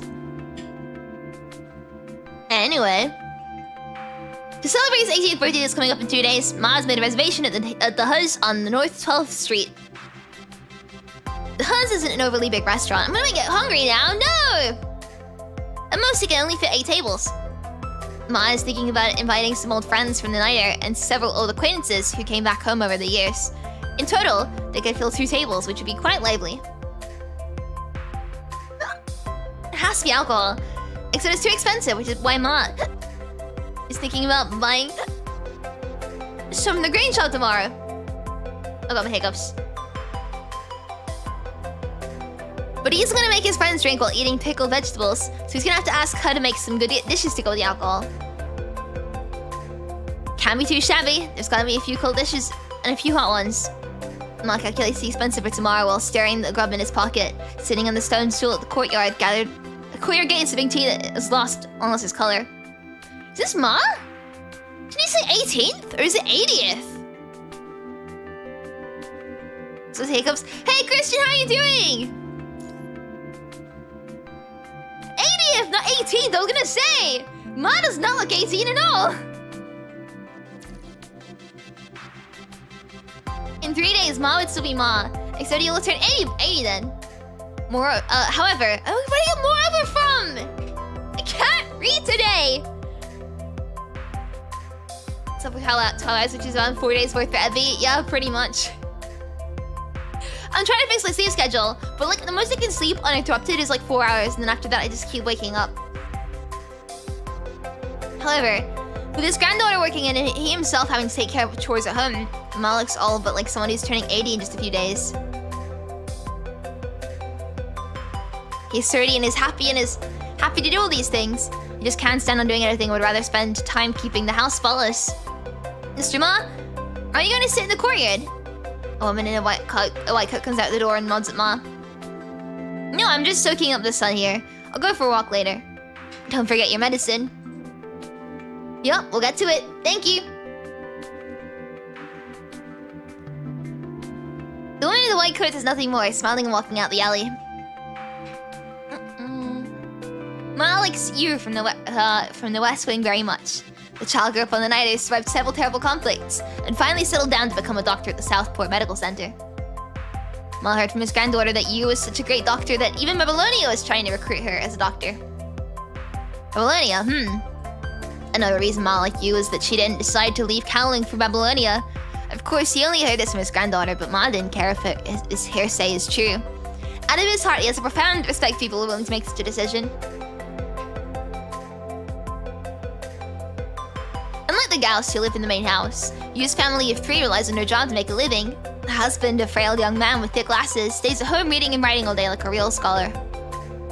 But seriously, how does one make a living writing poems and essays these days? The 6-year-old girl is adorable and loves running around the yard or to the door of the east wing, asking Ma to play with her, or chasing butterflies and dragonflies with the knotweed he gave her. Mr. Gal living in the main house wears glasses just like Mr. Who, except Ma never sees Mr. Gal at home with his wife. They should be rich enough to have a kid or two, but Ma has never seen them with a kid. Which is why Ma urges his granddaughter to settle down or even just start dating at least. He believes it wouldn't be hard for her to find himself a proper man given his reputation. Ma stops fiddling with a grub in his pocket, smooths his unshaven beard, and starts daydreaming about holding a great-granddaughter or a great-grandson. Whenever Ma brings this up to his granddaughter, she always brushes him off with those sorts of excuses. The conversations sometimes even turn heated arguments when he presses too hard. She's being the teenager she is, I guess. The kid really reminds me of her dad, though. Ma lets it aside and takes a big gulp of his now tasteless tea, then quickly stands up from the stone stool. The warm noon sun shines on his face, his deliberately grown beard almost covering the scar on the back of his neck, and stretches and walks into the alley. It's been 3 years since the night he docked outside the port. The river that once nurtured old Kowloong City flows from the mountains into the northwest, into Kowloong, and branches out around the island and the city. One branch continues southeast into the sea, while the other flows out through the Hexabridge Gate in the old city's west. Due to the base structure at the southeastern estuary, and the phrase tasteless teeth. No, it's tasteless tea, not tasteless teeth. Tasteless tea. Due to the base structure at the southeastern estuary being unsuitable for the port construction and too far from trade routes, the western estuary became Kowloong's commercial hub. The main access to the Hexabridge Gate extended outward, dividing the entire Hexabridge port into northern and southern districts. The northern port district, closer to Kowloong's land transport routes, mainly handles local trade orders. There is, however, an exception. The Idyllic merchants, who speak fluent Kowloong dialect, since the place is close to the railway tracks. They would haggle with northern... That's fine. With northern port traders in Kowloong dialect, even right in the ancient trade symbols used by Kowloong merchants centuries ago. Despite their language and cultural differences, they have to adopt Kowloong's methods to secure their interests in this land. If goods arrived at the northern port and needed to be shipped from the southern port, they would be sent via underground rapid transport tracks. These tracks, resembling old era subways, are for transporting goods only. One can always trust the administrators in BC uniforms with their goods after telling them what to do. The freight handlers would load items into the line containers, and within minutes, all cargo would be swiftly transferred to the southern port docks.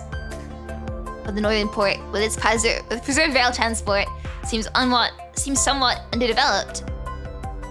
The southern port is a vision of the future. The entire southern port district is fully automated, managed by Chiwon and Baisi. The trade operates smoothly. People only need to fill orders in their terminals, and Kowloong will handle the rest with all sorts of I'm getting worse somehow. With all sorts of automated machines transporting the goods. Shuttles and freight machines move through the complex overpasses and airways of southern port, with massive containers traveling through the concrete jungle, eventually ending up in cargo ships bearing Kowloong. Even in the age of the automation, these massive ocean freighters retain a tradition from the Golden Age. Each ship is still led by a captain. Once at sea, the captain holds absolute authority and has to live and die with the ship. One by one, the ocean routes weave an ever-beating heart, connecting Kowloong to the world of splendor. These ocean freighters are now known by another name, the Niter. Of course, Ma remembers these things. At this moment, he is crossing a dusty stone road from an old friend's courtyard on North 12th Street. Wooden poles support electrical wires over rows of houses, each with a different color. Grayish blue, light blue, brick red, and various mixed hues. It's not because the people living here have different tastes, but because of all of the building materials available in the Northern Port District years ago. Beyond these colorful houses, the sunset shines on the towering central purification filter on the main avenue. Next to this newly built filter is a massive, half-demolished cooling tower. The cooling tower, like a dead giant turned to concrete, stands next to the slender new filter. Thus, the dead giant and the new filter cast their shadows on the intricate paths of North 12th Street. The alley where He lived is much like Ma's, except merchants come by all the time because of He's restaurant, bringing a bit of the old hustle and bustle. When Ma pushes open the plywood gate and walks through, the noise around him instantly fades into the background. Hey, there you are! When He sees Ma walking in, he waves at him from under the tall Polania tree he's sitting, still wearing an apron. Compared to the other elderly men sitting around, He seems more lively, which makes sense because he is actually younger. The other elderly men sitting around He move their stools to make space for Ma to join them. What's up? Where were we? We were just talking about Boss Ju's son. A tall, thin man sitting diagonally across from Ma picks up the conversation. He speaks slowly while peeling a sunflower seed. Ma recognizes him. They're actually quite familiar with each other. On a certain level, they've been through a lot together. Boss Ju's son? What happened? He's dead. Dead? This is probably what they were talking about before Ma got here, but the other elderly men all sigh the same when they hear this. Wait, what happened to him? I saw him at the shop when I went to get rice a few days ago. My wife said he went inside the rice dehusking machine for maintenance, and Boss Ju didn't know his son was in there. Ah, okay. They turned on the switch, and you can probably imagine what happened next. Wench continued peeling his seed calmly, as if life and death meant nothing to him. Oh, poor young man.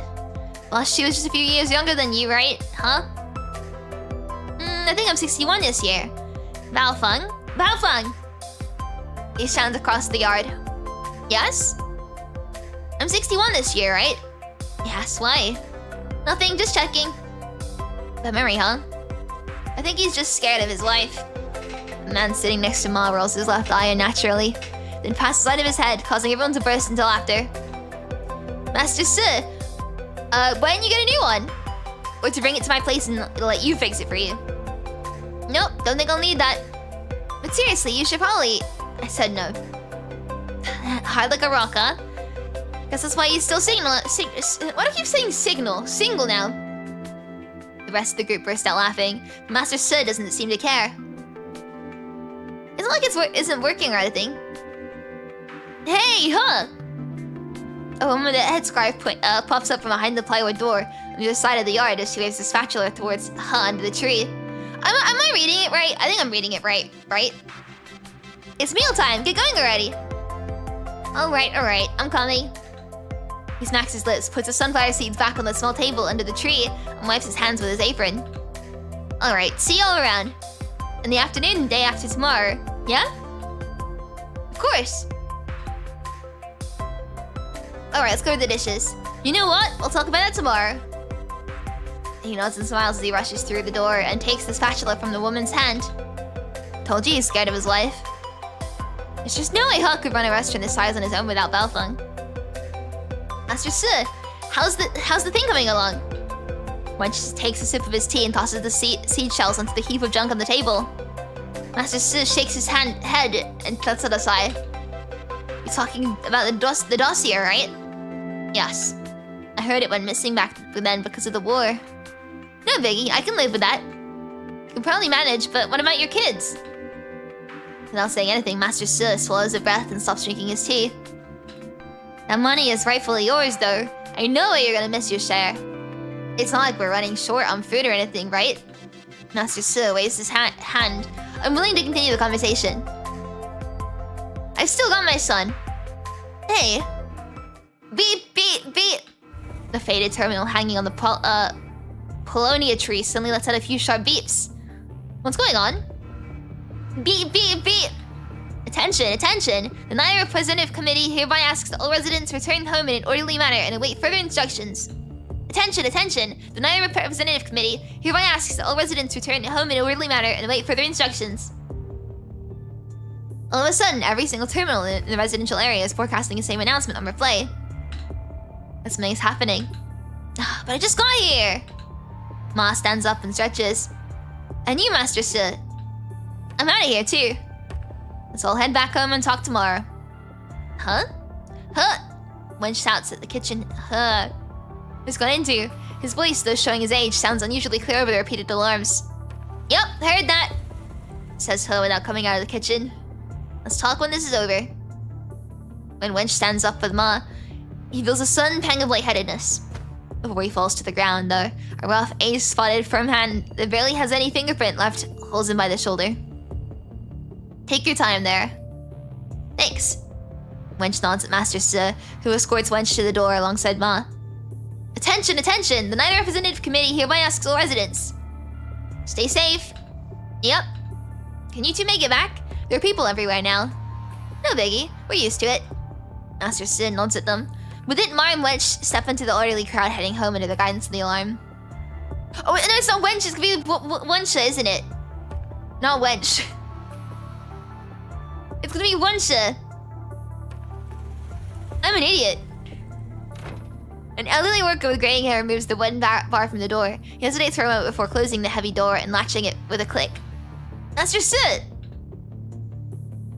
He runs out of the kitchen and joins Master Su at the gate. The Ma and Wensha head back already? Yes. Alright then. What about the kids? And Long Senior? The kids are all here. The children at the West Wing door seem to have noticed Master Su and scrambled back into the room. Unable to contain their curiosity, however, they peek out from the door. They've been running around all afternoon, but they're all here now. Let's Xiangqi say the factory. If anything happens to the factory, take care of it. Of course. Long as the main house can come in through the restaurant when he's back here in a bit. Says He as he takes the door latch from Master Li and puts it in the gate. That thing isn't gonna stop no one from coming in. Well, let's just say it's for peace of mind, yeah? Not the first time this is happening, though. He scratches his head and runs back to the steaming kitchen.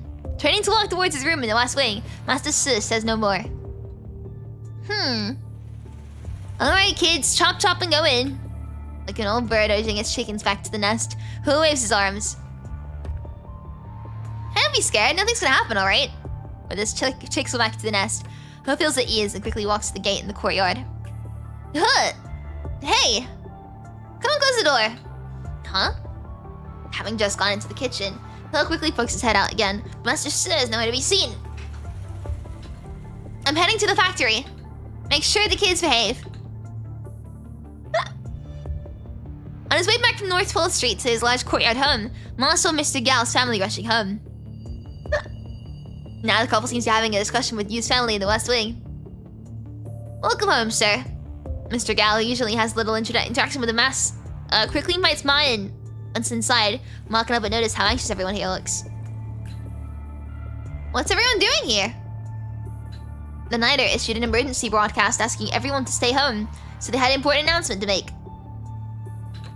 Well, God only knows what's going on, but this is pretty common, no? I mean, I was pretty sick and tired of all these emergency broadcasts back in the time when they did it every 2 or 3 days. Did you hear about anything else? The well-dressed woman standing next to Mr. Gao is his wife. Me? No, why though? People in the medical center were already talking before the Nighter's broadcast. They were saying how Chaofeng and Palam negotiated these terms of Babylonia, and we'll all be moving to the clean zone. For real? A friend of mine who does business with Norman Minerals told me the same thing. He said we'd all be safe from the punishing because the place is clean. The factory would be safe too if it gets moved there. Nonsense. Ma shakes his head disdainfully. We're finally back home after all these years out at sea. Just who in their right mind is gonna want to move again? Might as well just take us straight to Babylonia, no? Makes me wonder why they aren't doing that. I think it's probably just a rumor too, if you ask me. So, did you hear about anything else, Ma? Says Mr. Gao with a knowing face, which Ma picks up on. He knows exactly what Mr. Gao is getting at. You mean, Zhishi? Is it Zhishi? I have no idea how to pronounce this. I'm doing my best. But it's been since you watched every live. That my sister looks so cute. Thank you!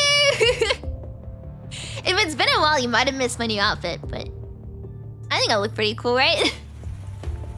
Yes, information coming from Palau Crew is usually reliable. Well, honestly, that beats me.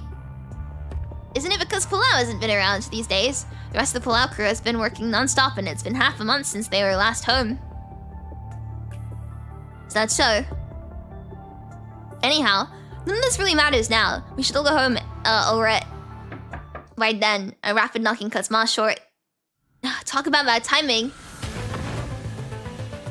Hello there! Standing by the door, Mr. Hu moves the door latch. With it, a young girl comes rushing in, knocking Mr. Hu over. Jusha? There's an emergency. So that's Jusha. Is that how you pronounce it?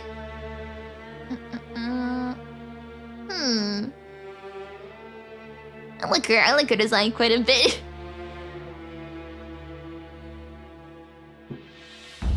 Alright.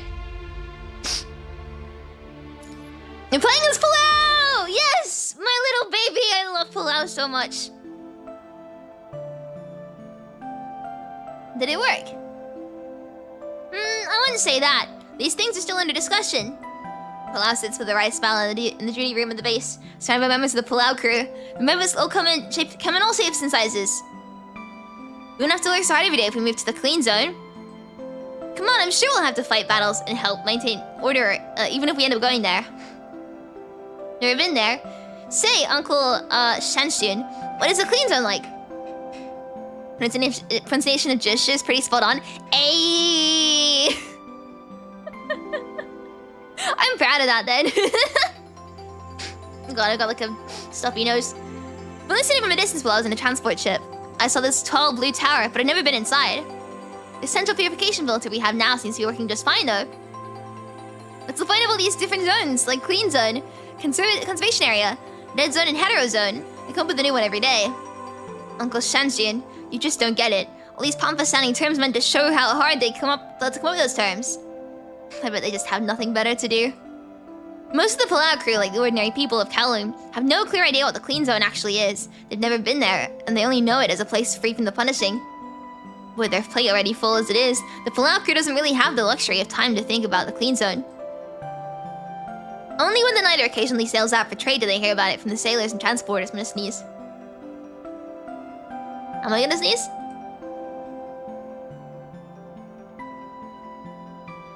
I have no idea. if I'm gonna sneeze or not. Only when the Niner occasionally sails out for trade do they hear about it from the sailors and transporters. But I think Palau's probably the only one who's ever set foot in the clean zone. Ah! Palau stretches her body for a good few seconds and shouts as she jumps out of the chair. Anyway, none of this is set in stone yet. I'd rather not talk about this now since I just got at the meeting marathon in Babylonia. Palau clearly wants to talk about something else, except her Palau crew obviously doesn't want to let her go. Uncle Shanshun, are you patrolling today? Oh yeah, it's right on time actually. The elder man twists the lid in the teapot, tucks it under his arm, and flips through the old terminal. Jushu's team is on duty now, patrolling the area from the bund to the southern station. Thank you. Are you doing well? No, I'm stuttering so much today, Aquajin. I am such a bad stutter today. It's really bad. Oh boy. Huh? Didn't they just come back? Guess they didn't take a break then. Those rambling politicians and piles of paperwork are suffocating me. They always speak in riddles and metaphors. Babylonia is such a teeny place. Well, I'd have gone out for a walk if I were them, though. That's true. Alright, I'll go patrol with the team. Come here if anything comes up. With a wave, Palau quickly vanishes into the crowd. Well, life's gotta be tough for her, no doubt.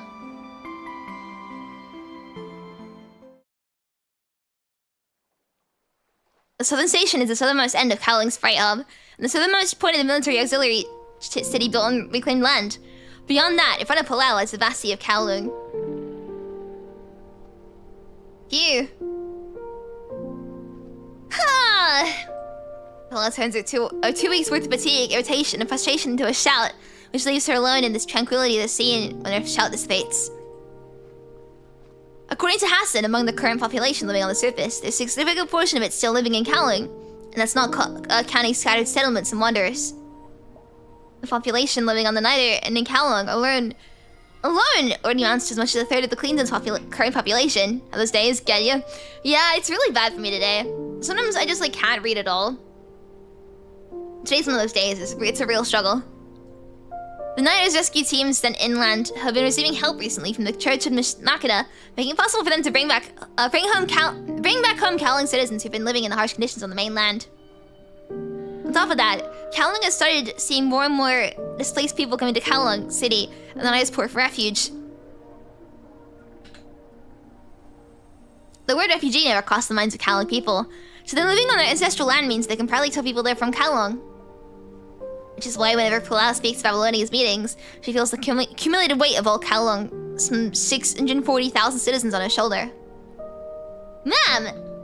She hears someone calling her not too far from the coastline.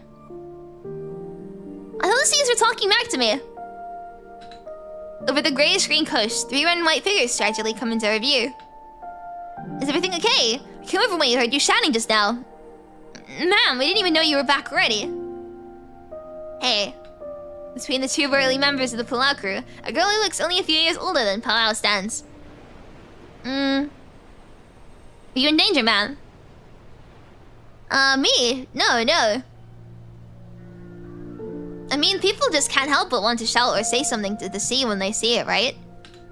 Well then, now. Oh, while we're at this, Palau scratches her head and smiles. Mind if I patrol with you guys? I see.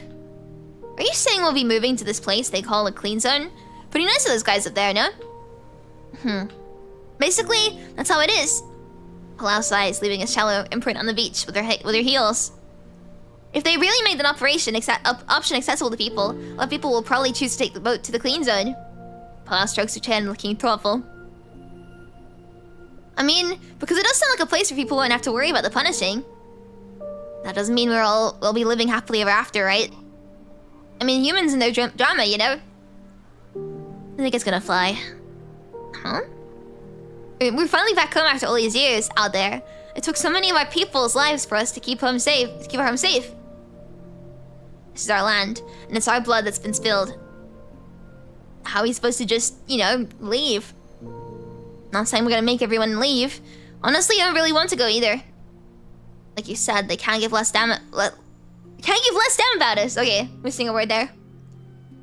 We fought so hard to keep our homeland, and we lost way too many lives along the way. Regardless, I think we need to make a collective decision on whether we should leave Kowloong for the clean zone. The shallow imprint under Palau's feet is now filled with a pool of clear water. No life-threatening danger, comfortable living conditions, and even support from the world government. This is definitely a hard one to turn down. Hey, Four Eyes, you're not saying you'll make a run for it? The silence of the sea breeze is all that remains following Hanjiao's rough questioning. What do you say? I'm a soldier, and it's my duty to follow orders. Your wish is my command, ma'am. Got my spine. Ow, ow, ow, okay. Hanjiao's off his chest, looking confident. I don't want to leave, and I won't leave. No, it's not what I meant. I just want to hear your thoughts on this. I don't know. No idea. You little... Hanjiao. Hanjiao grabs Jianchu by the collar, but Jisha immediately stops him. My bad. Hanjiao's callous hands tremble as he lets go. No, don't feel bad. I mean, I really don't know. The shallow imprint on the sand grows bigger, and the water seeping in from the sea becomes increasingly murky. I once said I keep everyone on the Niter safe. Everyone on the Niter safe. We all wanted to go back home one day when we were still on the Niter. But life doesn't seem to have become any safer since we came home. And I've got even more people to keep safe now. So I mean, if you really have to... Hand tugs at Palau's sleeve. We'll be with you no matter what you decide to do. Everyone has the right to choose, but we'll share responsibility with you. Count me in too. Nodding his head, Jancho doesn't say anything. Thank you. I love Palau so much. Okay. Gameplay! Phew, there's no place like home. Is Babylonia bad? Well, shall we walk around or start patrolling directly? We'll walk around. It's still early, let's walk around. Alright. The auxiliary town is quite big, but there aren't many people around. It's normal here. After all, this isn't their central port area. My arms are cold, one sec. Alright. I don't see a lot of people here.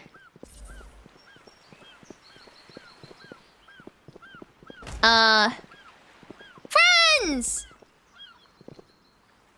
The night isn't white. Oops, Madame Palau.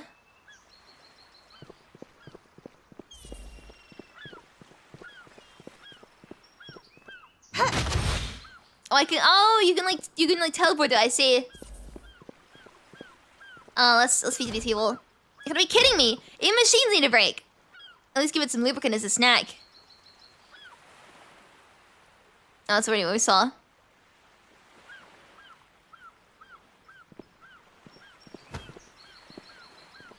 It's not. Oh, that's okay. Same thing either way. No way! It can't be. Other blubbers are working just fine.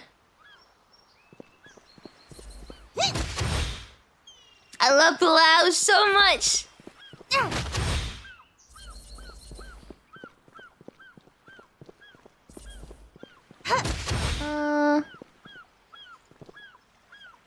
According to the schedule, we still need to visit Southern Station one more time today. Are you still coming with us, Madame Palau? Oh, oops. No, I didn't mean to do that. Let's go right now. Of course. Let's go right now. Count me in. Jusha and Madame Palau. Jusha, the last patrol team is not back yet. I can't seem to contact them either. So the Southern Station. Chop chop, let's get going. It's almost time, let's get going. Preparing to move out. Imminent crisis. Ooh. Okay. I can still, like, fly to stuff, right? Grapple is what I'm looking for, I think. Yeah.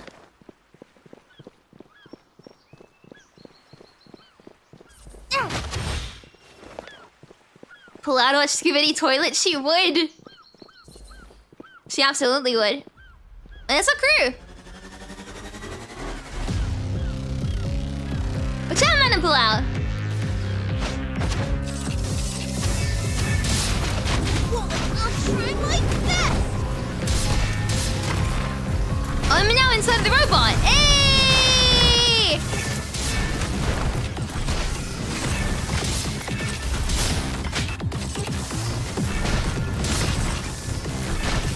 This actually feels very responsive. Sometimes the row sections feel kind of like clunky. This feels very, very responsive. I like it.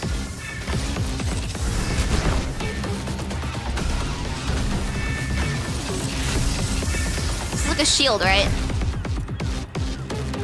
Breaker slash. She threw the robot!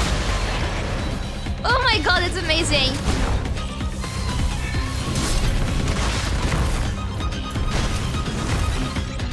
Beautiful.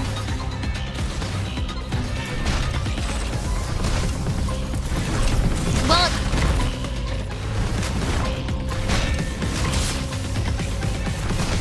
A camel GQ, yeah!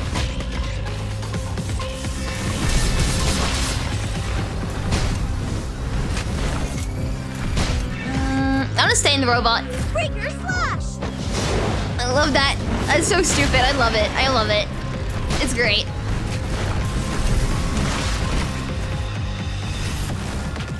Nice. What's the target location? Cool.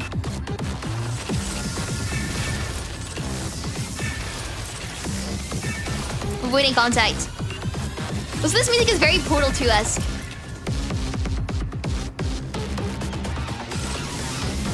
Like, yeah, you can hear bits of Portal in it.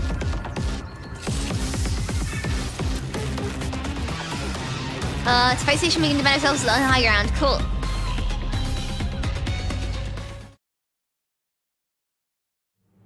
Fall back! Pull out, swings the dragon vein with all her might and slices the head of a creature climbing up the hill in half. The severed halves are torn apart and consumed by the head of creatures coming out of the sea, and eventually become part of them. Grenadiers! Clear the retreat! But where are we supposed to do? Doesn't matter. Yundong Cargo Station is just a kilometer away from the southern station on the beach. In the past, it was the southernmost water transport station in Kowloong, where many ships bound for the ocean were docked to deliver the final cargo.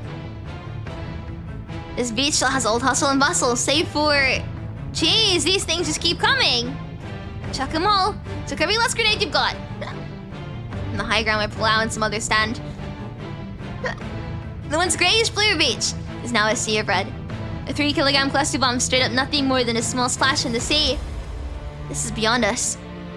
Then what do? Need to fall back to the auxiliary city first so we don't lose any more lives. Contact the patrol team at the Bund and get ready to blow up the tunnel to the auxiliary city. Thank you so much for the notes. I really, really appreciate it. Thank you! Hey, we gotta go shower. It has 4 letters and those letters, but never has 5 letters.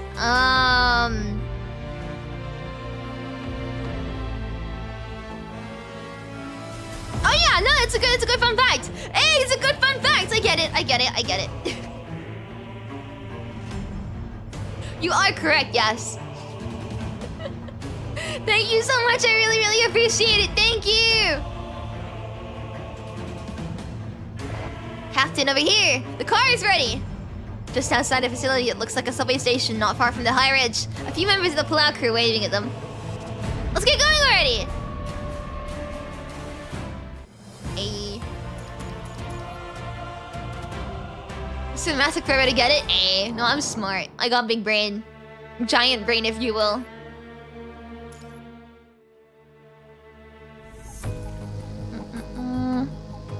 I'm looking at the ground. I mean to look at the ground. I'm looking at the... Okay, 1 second. I need to do something. Oh no, Effie! Where did the shrimp go? What happened to the shrimp? 1 second.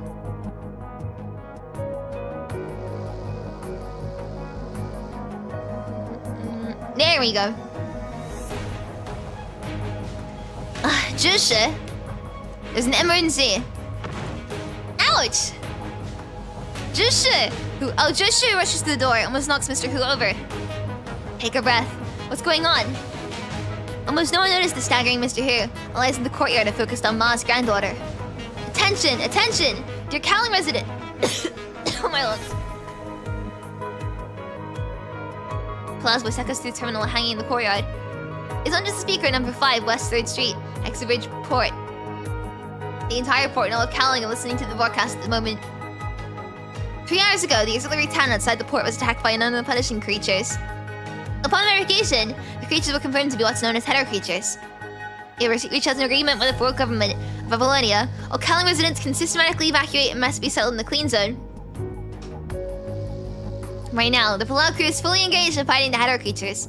The Chalfung crew will work with the remaining Kowloong crew to handle the boarding and evacuation procedures. Residents who wish to move to the clean zone, please bring only basic items and wait in order in the designated area under the guidance of Kowloong crew to board the Niter. And those who... The person speaking seems to be mustering up courage. Residents who wish to stay in Kowloong, please remain quiet at home and wait for the alarm to stop. The port is still safe for the time being. We will do everything we can and fight for Kowloong until the end. The terminal falls silent, and so does almost all of Kowloong after this broadcast. Okay, right. The stuttering there is powerful. It's not just me, right? Like, the stuttering there feels very powerful. Anyway, my poor spine. But the suffocating silence only lasts a few seconds before it turns into overwhelming shouts and roars. I knew it! I knew it! Mr. Gao picks up his briefcase while muttering under his breath. He tries to hide his hands, which are trembling from both excitement and fear. Totally knew it! Everything in the factory must be moved too. Yes, everything has to go. Everything! Move it onto the ship. Move it to the clean zone. Hey. Run! What are you doing standing there like an idiot? It's over! It's all over! Those hetero creatures! How in the world are we supposed to fight those things? The man in a suit and tie is shouting furiously at Ma, his lips trembling as he speaks. Palau crew is just flesh and blood and is impossibly outnumbered. What can they possibly do to those monsters? Alright. No! I slap onto Mr. Gal's face. Mr. Ma! What are you doing? Just shouldn't you run up to Ma to stop him? The only other man, Mr. Hu, can barely hold Mr. Gao back with help from Sue. I don't even hit that hard. You probably want to check on Mr. Gao instead of holding me here. I'm not gonna hit him again. Pull yourself together. Better start coming up with a way out. Mr. Gao covers his burning face and glares resentfully at Ma as Shu escorts him inside. I see you did it again. The man was frightened like a kid and I was just trying to help him pull himself together. The man would have headed straight to the great beyond if I used my other hand. Is this what brought you back to shit? Yes. What Palau said about the hetero creatures is real. Jusha nods but says nothing. How in the world are we supposed to fit so many people into the Niter? Chalfung said things would work if we all squeezed a bit. Well? Mr. Hu looks cautiously at you. Let's go inside first. Alright. With that, Mr. Hu and you both looking worried, go inside. Let's go. What? In you go. Fine. After Ma, Jusha enters the East Wing. The East Wing only has 2 rooms, with Ma's company with Jusha's single bed. Ma's room is smaller, but the efficient old man kept his quarters clean and tidy for years. If not for the overflowing desk and shelf, it would be hard to tell that someone lived there. I have to go in a bit. Where are you going? I have to go back. Jusha squeezes the words out of his mouth. Okay. Ask Chalfung in 2 spots. Ask Chalfung for 2 spots. What spots? Spots to the clean zone. We're going to board the ship. What? You heard me. Ma is sitting sideways on a stool, patting his chin stubble. His face hard to make out in the shadows. You want me to leave when they need me at the front lines?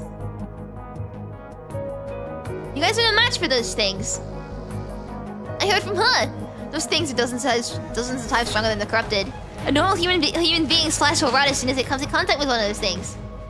But you've never even seen them. Of course I've never seen them. Ma's thigh makes the sound of steel clashing when he slaps his thigh out of frustration. If you think the corrupted are nightmare, those monsters out there are now hell. You're the last of the mass. You can't go. You have to board the ship with me.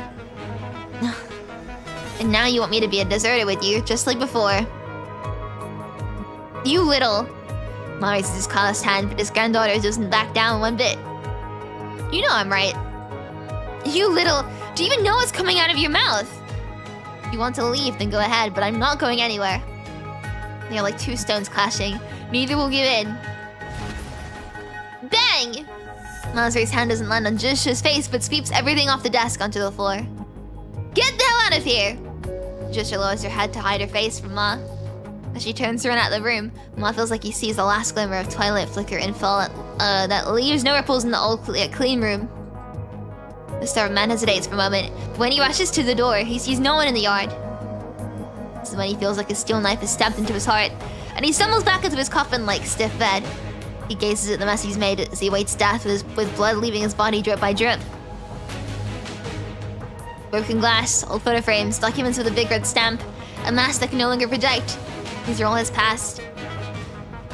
And a gold star-shaped medal that no longer glimmers. It cannot shine in the last light of the sun. Yay! Raindrops crisscross and fall in the shadowy figures in the night.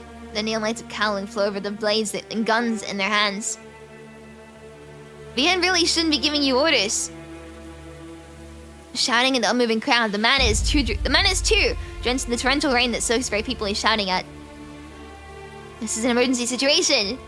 The whole of Kowloong is at stake. You have to be there to defend it once more.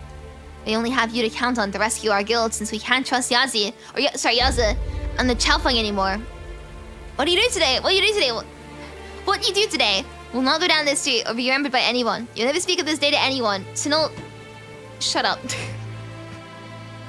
Yeah, totally first pull. Yeah. Totally first pull. I told everyone that you got her in the first 10 pull. So, yeah. The pouring rain intensifies. That's good. May glory be to Kowloong. Ma remembers that day. On that day, he wasn't Ma. The rain was so heavy that it was impossible to make out Palal's crew's faces through the masks. That the blood didn't even pool in the dark ground when bullets and blades pierced chests. That the dying words of those men were crystal clear. Cheer! Damn it, this can't be happening. Why don't you just go ahead and kill me? Are you mocking me? Leave. I won't be coming after you. Is that a joke? We stopped being family the moment we raised our weapons at each other. You're right. You brought war and destruction to Kowloong. Then why are you still so enough to protect? It sounds like you don't want to get spoiled. Came here to just laugh at the bulls. I hate it here. I hate it here. Thank you for stopping by, though. You're still someone I have to protect. What? You're unique to this world. No one changes because our experiences and ideals are different. Your resentment and anger are also one of the countless emotional ties around me. If you die, these ties will be erased. And only able to replicate your existence and emotions. Yeah, and it is time you broke free of your family bonds now. As you said, the country needs only one ruler.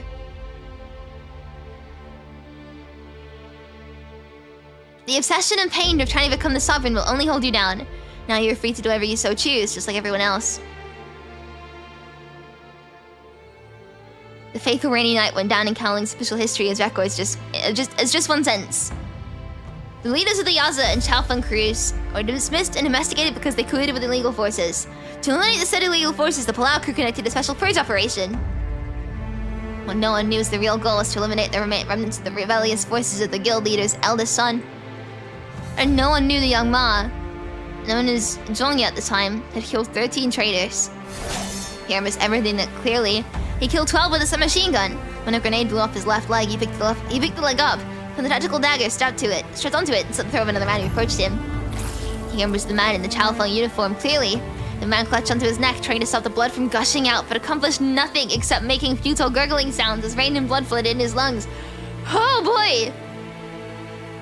It seemed like a living hell whenever the rain let up. Whenever the rain never let up. Ma doesn't remember what happened after that night. He will never forget what he saw when he woke up in the medical ward. I see you're awake. Check his vitals and prosthetic compatibility. He opened his mouth, but nothing came out. Don't talk, just lie still. A nurse held his hand, telling him he shouldn't move. You removed 5 bullets from your body, including a dum-dum bullet. You're very lucky to be alive. I don't know what a dum-dum bullet is. A leg. Can you feel your left leg? He blinked. Well, I'm sorry. Your left leg was too damaged and too risky to repair. You'd be better off with the prosthetic. That is your left leg now. Have you had a reading mood back? No stuttering anymore? I haven't stuttered in a while, you're right. I've stuttered a little bit, but like not majorly. Which is nice, because I don't like stuttering. Anyway. It'll take some time for you to get used to it. There was a small commotion at the door, and a person in green appeared before Jongya. Ma'am. He tried to sit up like a soldier would, but failed. You can't get up yet. There's a minor internal bleeding going on in there. Your bullets, the way the impact point to cause as much destruction as possible. Ah, that sounds awful. You did well. Chu nodded and placed a shining gold medal in Jongya's hand. Thank you for your sacrifice and contribution to Kowloong.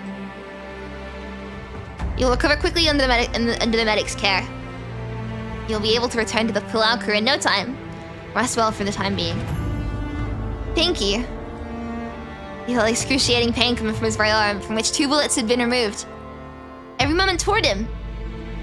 He still remembers the smile she gave him when he couldn't complete the salute. Once he recovered, Ma returned to the Palau crew to fulfill his duties as a soldier. Until he lost his right hand, had children and reached the age of retirement, until he took up his uniform for the last time and abandoned the name Jongya, until his friends and family started calling him Ma. Dad, I got the transfer order yesterday. I'll be back tomorrow to take over the Palau crew. The voice on the other side of the phone was youthful and filled with joy and excitement. That's good, Chilling. Or Chilling. Is it Chilling? Chilling, right? I think, yeah. Your old comrades will always tell me stories about you. I told you those stories when you were little. I know, but hearing them hearing them from them, it's differently. Chilling. A soldier's duty is to serve the country and obey orders. As the head of the Palau crew, you're responsible for more than just your own little world. I understand, Dad. Alright, let's save the rest for when you're home. Your mother hasn't seen you for a long time. She really misses you. We'll talk when you get back. Let's grab a drink and you can tell me about you then. Okay, I'll be back tomorrow. Ah, by the way, it's about time you brought your wife home so we can meet her, Huh? What? Why can't I meet my daughter-in-law? Well, she's still at Factory 132. Take a date to bring her here. Your mom wants to chat with her. It's not like they can't chat over a video call. Anyway, come back soon. Once you start your new job, you'll be busy again.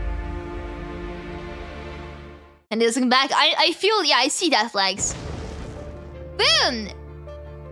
A series of deep explosions arrived from afar, shaking the entire room. The explosion snapped Ma out of his thoughts, pulling him back to reality. What's going on? Black smoke rises from the south. And Ma can clearly feel the centrifugation voltage churning harder. However, the sun had vanished from the sky. There's a faint glow in the west, but the night, heavy with fear and panic, has already descended upon Kowloong. Hey, are you crazy? The sound of a faint argument between a man and a woman comes in from beyond the yard. The noise grows louder as the door is pushed open. No, we have to take the factory equipment. We just need to... Are those things more important in my life to you? You go on board the ship first. No, are you going to abandon me? No, we are leaving together. Hearing the argument, Ma wobbles to the door of the slide room and stares at Mr. Gao and his wife, carrying large bags. Are you leaving? Yes. Mr. Gao breaks free of Sue's grip. He takes out a small terminal from his pocket, stuffs it into hers, and whispers to her, apparently not wanting Ma to hear what he has to say. I'll move the equipment onto the ship. This is all our money. You're gonna take it away from me on the ship. But Go. Sue holds back her tears and nods. You're leaving or what? Let's go, let's go. Where's the cart? What cart? We need to handcart remove all these things, don't we? Oh, the cart. Ma points at the roof of the east wing with his elbow. The cart has been useless for a long time. Alright. Mr. Gal hugs Sue's head once more to comfort her. Let's go. I'll take you to the port first, then I'll find someone to help us move these things to the ship. Mr. Gal takes some packages from Sue and hurries out of the yard. Not even a goodbye. Boom! The explosions continue to drum on from afar. Jusha! Mr. Ma! Mr. Hu is standing at the door of the rest wing and shouting at the top of his lungs. He seems to be doing so with every ounce of his being. Hey. Let's go. No, we are not leaving. Huh? Mr. Hu stands tall, like a man ready for his execution. He spreads his arms to hide you and the child behind him. We've decided to stay. You, what about you? If war is coming, we will need doctors. You will go to the medical center. What about you? I need to find Jusha. I don't care what happens to me, but Jusha has to... Mom mutters with his head down, unaware of what Mr. Hu is leading you to the door. Where are you going? I'm taking you to the medical center. Are you crazy? What are you taking a child there for? The broadcast said to stay home. I can't leave her at home alone. It's okay, Mr. Ma. There are a lot of people outside, but it should be fine. Shit. Ma curses angrily without directing it at anybody. He turns to go inside to grab something before quickly walking over to Mr. Hu. A lot of people are wasting time, aren't they, just chatting? Come on! Get moving! Mr. Ma. Ma shoves on one of the two steel knives he's holding into Mr. Hu's hands. Think you're any useful when you're all frail and weak? You'll get trampled before you reach the medical center. Stay here and don't you die. Keep the kids safe and go over the Pullout crew tells you to later. I'll take you to the medical center. Looks like I won't be able to celebrate my birthday today.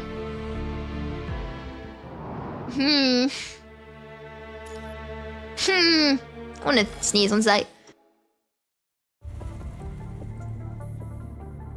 Oh, I don't think I'm going to. A girl walks into the inn with a large suitcase.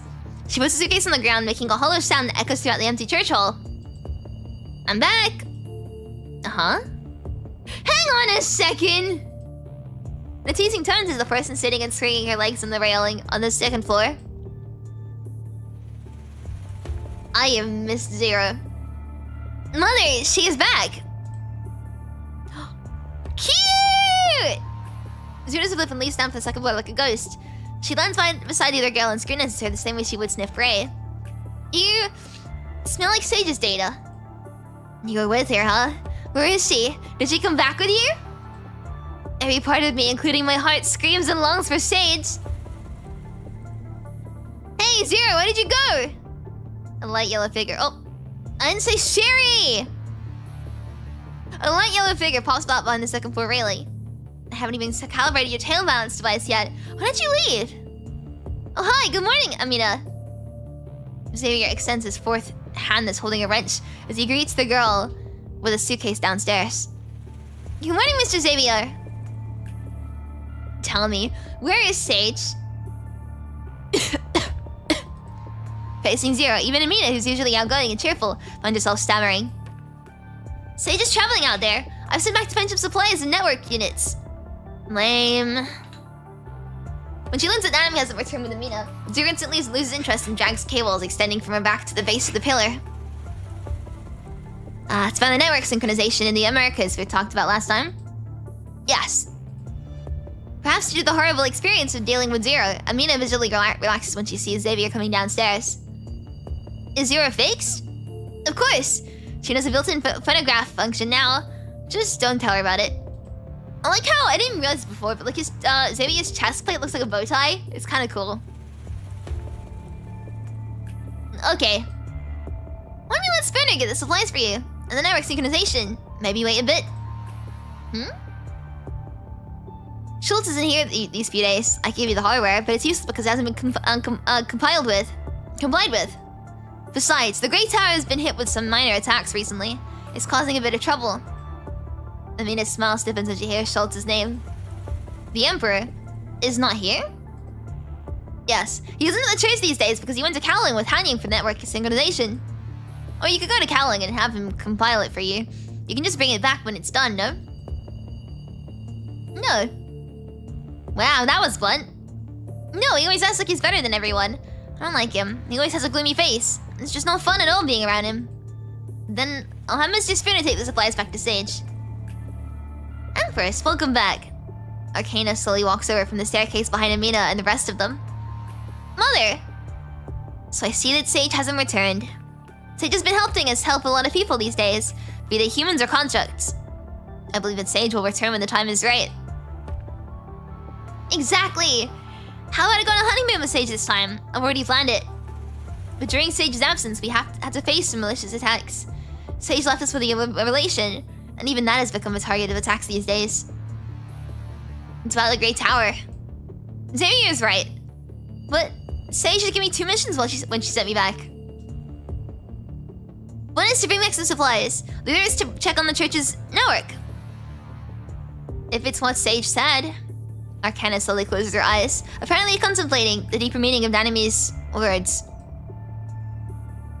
I'll provide more assistance to Xavier in the fortifying of the Great Tower's defenses. But right now, only Schultz understands the Great Tower's network protocol. I believe the issue with the network synchronization can be fixed as soon as Schultz is back. And when that happens, we should stop seeing all the malicious attacks on the Great Tower. Let me explain. The Great Tower is still standing in the church's main hall. Infinite data flows through its bright lamps like stars in a cold veil. In the meantime, tell us about Sage's recent activities, Amina. How has she been lately?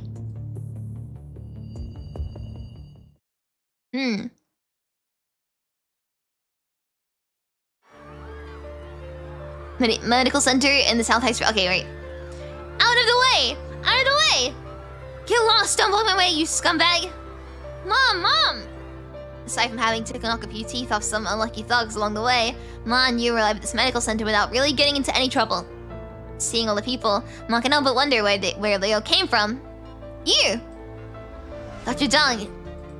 The medical center is like a rock in the turbulent stream, splitting the crowd that's heading to the North Port. When Ma and you arrive at the medical center, they see a group of medics in uniform standing in the entrance. They're holding hammers, drills, and other oddly shaped tools. Why are you here? The medical center must be short-handed at a time like this. Sure. Huh? No, Mr. Ma's in need of treatment. He brought me here. I see. Thank you, Mr. Ma. Don't worry about it. What are you doctors doing here with the hammers, drills, and saws? You're all orthopedic doctors, and we're keeping these tools handy in case people decide to take advantage of the mayhem to cause trouble. So what now? We have to wait for further instructions from the higher-ups. Where are they? Where are Palau and Chaofeng? They should be on the front lines, in the South Port. The explosions came from the south. Yes, because they just blew up and sank the auxiliary town. They what? Sank it? Kowloong's auxiliary town isn't very big, but it's still a 30-square-kilometer artificial island that stretches out from the continental shelf. Some might disagree, but it's a legitimate town. Wow, this blows my mind. I don't know the specifics. An hour ago, we received an order to stand by. We haven't gotten any casualties over the past hour, and I heard the North Port Medical Center is the same. Shit, how are we supposed to send in the wounded to help this place? Are we supposed to send in the wounded when this place is such a mess? Before them is tsunamis with the people that goes as far as they can possibly see.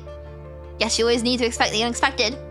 So, we are preparing to head to the front lines.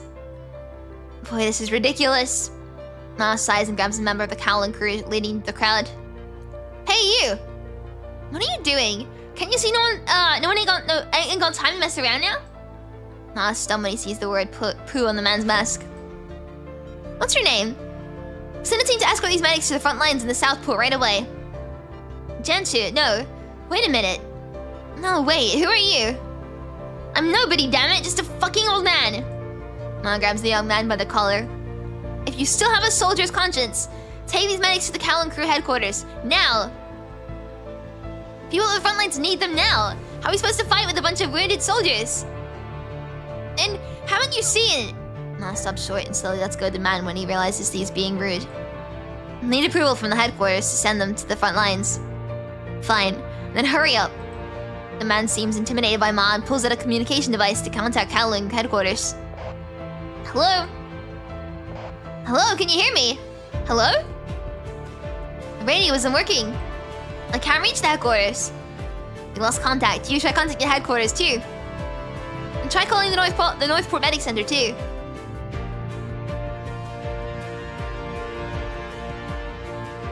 Not getting through. Same with the Northport.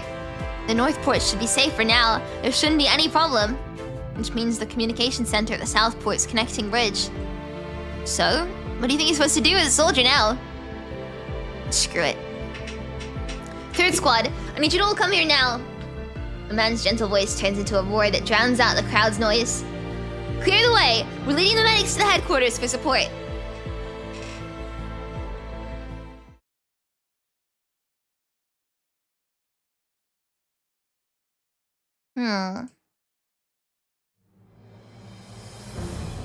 The continuous artillery fire is shaking the ground, forcing Chowfang to rush up at the dust that is falling onto the map. What about communications? What about the messengers we sent out? We haven't heard anything. The messenger we sent to the Northport hasn't returned. Damn it. What about the backup satellite communication? That's not working either. And the broadcast signal seems to be jamming it. Try again from the second connection phase. We tried over 50 times already. Boom! Another high explosive bomb lands not far from the Kowloong crew headquarters, causing dust to rain down on everyone in the room, except none of them has time to brush it off. They're in the midst of a war. Death is only 5 kilometers away. Everything is happening too fast. When the Palau crew's first encounter with the enemy at Yundong Station, south of the auxiliary town, only 2 hours have passed. Creatures they have never seen before are emerging from the sea and sweeping inland like a tide.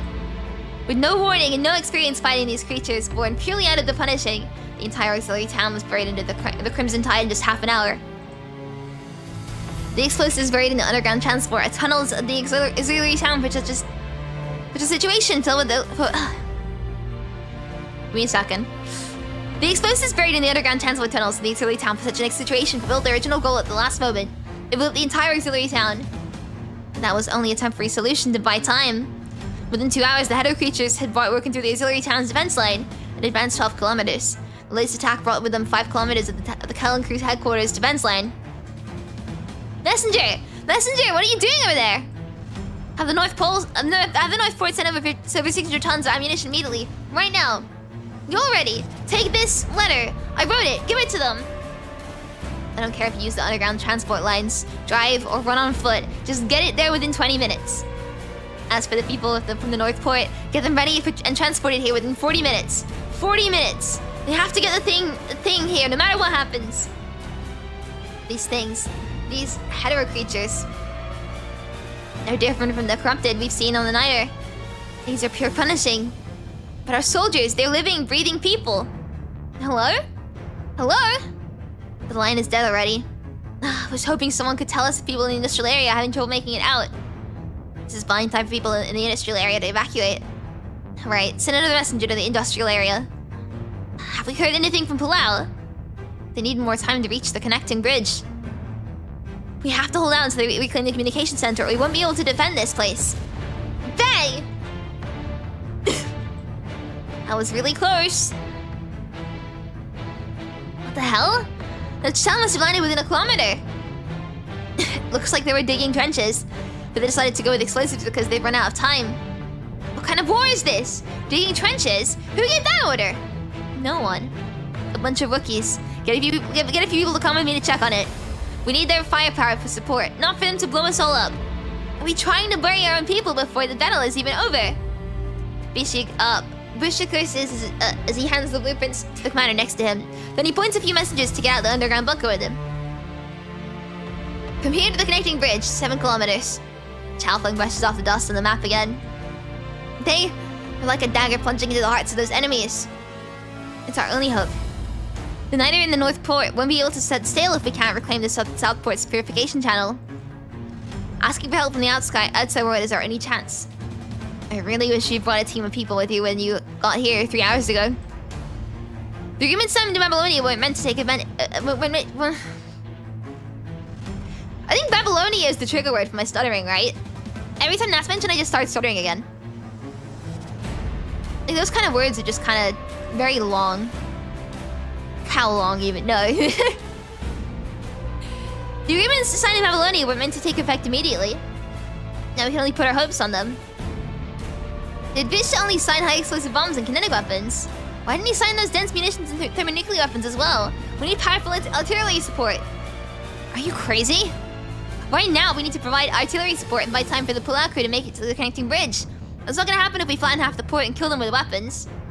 If we can't reclaim the communications center, we won't be able to use higher powered broadcasts to break through this unknown interference. If that happens, it won't matter what weapons we use. It's not what you said when Palau's team set out. Sure. Speak. I just got back from the downtown Southport and met the medical team on the way back. They've already started treating the wounded. Good. How's the situation in Southport? According to Palau Crew's report, 30% of the Southport residents are already heading to the Northport to board the ships. More than half of the remaining 70% are also being systematically evacuated to the Northport. Also, the underground transport lines in downtown Southport are now open to the public. Did they reserve a few transport lines for the military? Vish is aware of the situation here and has started coordinating the transport of the military supplies from the Southport through the underground transport lines. Well done. Go take a break. Get another messenger to come. I can keep. This is an order. Yes, sir. The young man nods and drags his exhausted body out the operations room.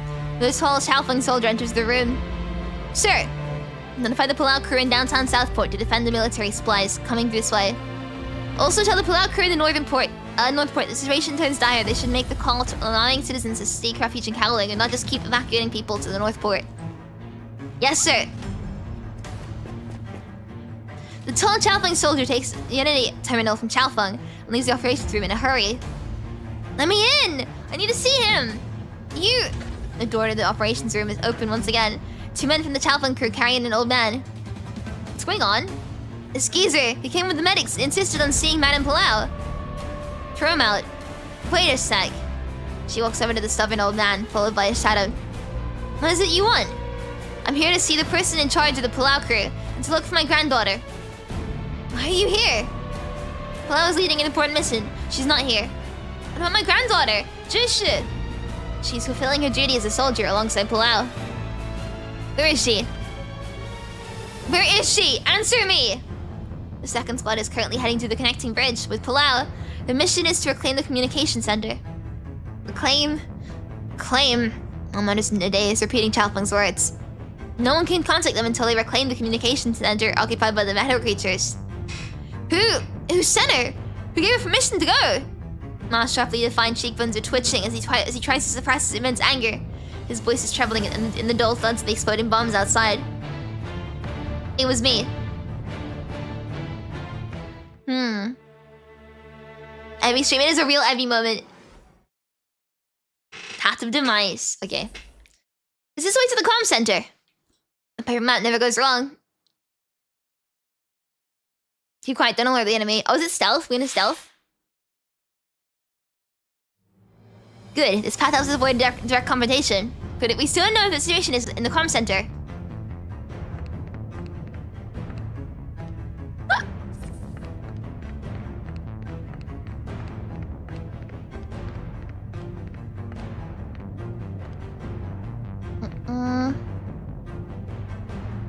Right this way, to the comm center.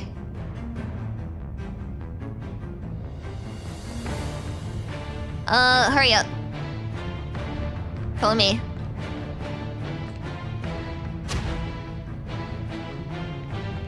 Keep going.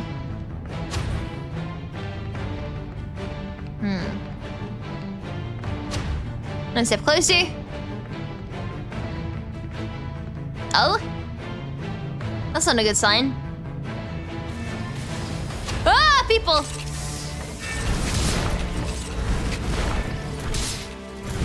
Let's kill!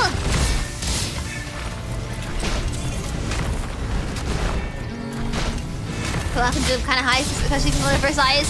It's, probably, constructs have double jump tendons or something,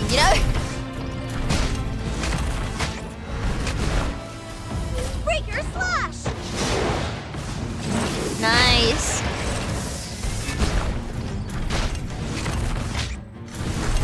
But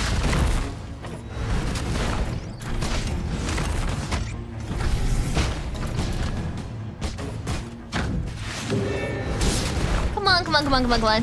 Nice. Are there more?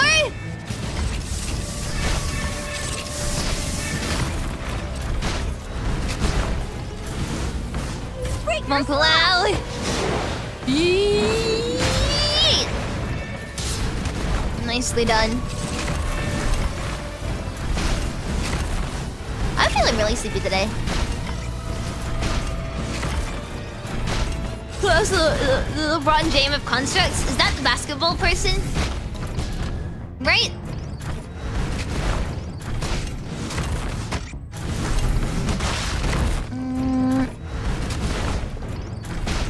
Yeah, yeah, I knew that.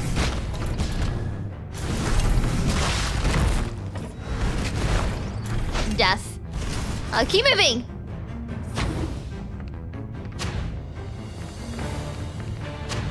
Nice. Over it. Telecom room's right ahead.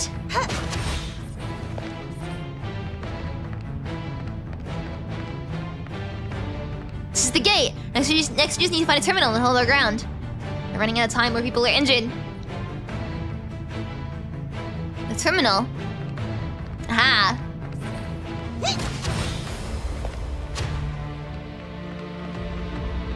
We can move, follow me.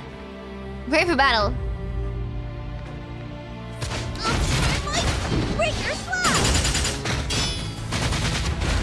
I just want to people out a little bit.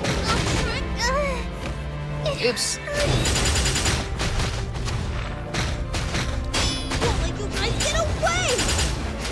Come on. Betty, I forgot how she plays.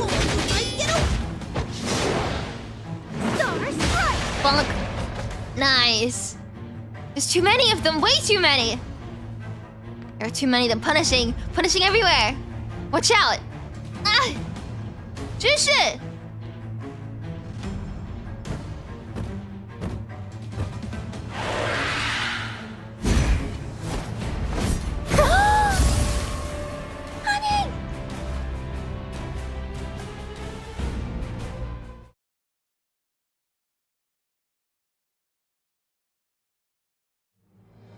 Mr. Wang, all units at low temperature. A dusty worker covered in black and gray soot pokes his head out from the messy factory floor and shouts loudly. Okay. A middle-aged man dressed like an engineer shouts back. He too is covered in black and gray soot, just like the workers. Qianqi is focusing intently on the numbers in the console, pushing down the lever carefully little by little. Hey, Wang, hurry up! Hurry up! Don't rush. Stop the reactor. This is direct order from above. Now? Those things really come here. We'll all die if we don't stop the reactor. Tritium growth halted. Good. Remove the cladding. Good. Reactor number 2 output stopped. Good. Qianqi doesn't even look at Mr. Gao. He continues to operate the control panel methodically. Wang. Somebody! Throw this douchebag into the transport truck! How dare you! I'm trying to make sure all your precious equipment gets onto the ship! Now shut up! Somebody come here! Two burly workers immediately walk away from the roaring machines and hoist Mr. Gao without a word. With it, Mr. Gao's tidy suit, already covered in coal dust and oil, gets even dirtier. You can't do this! You can't! I paid for this! Mr. Gao's curses grow fainter and Qianqi's ears are once again filled with only the clean hum of machinery. Mr. Wang, all equipment from factory number 3 is dismantled. Good. What about factory number 2? Still working on it. Load the dismantled parts into the truck and send them directly to the North Port. What about this cold reactor? We'll deal with it last. If we have time, we'll take it with us. One truck won't be enough. Then use a ship! There should be cargo of what's available at the factory. If we can't take it, we'll have to destroy it. We'll at least take the fuel rods. Bang!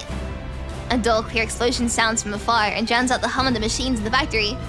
Leaving the course go with racks, then ping as the act comes in contact convoy. Ah, okay. That makes sense. They're buying us time. Hurry up. Dad, along. Take a team to factory number 2 and make sure they dismantle and transport the equipment as fast as possible. What about you?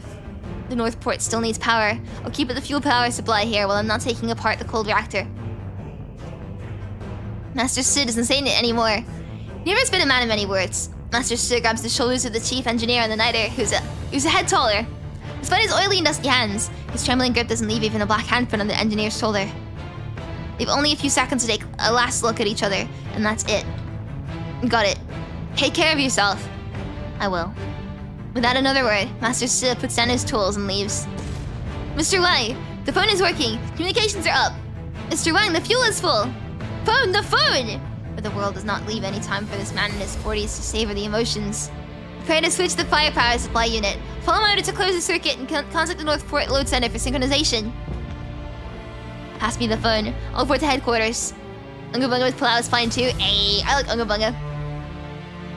Doesn't even have time to look at his father's back as his father leaves. 2 hours later, when the light that shattered the Kowloong night illuminates the world, his name and the name of many other workers like him will be etched into the roaring steel.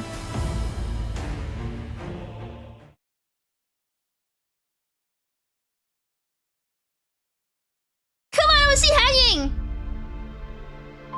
The blue planet beyond the large portal continues to rotate slowly and silently.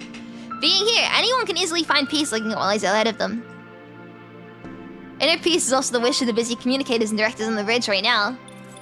Hello? Can you hear me? KJ05118, can you hear me? This is fun if you copy. What's going on? If you confirm the source of the signal. Calling KJ05118, that's an iris code. This is an unencrypted broadcast. The header did not check for errors, but the message has been relayed over a large area. Sir.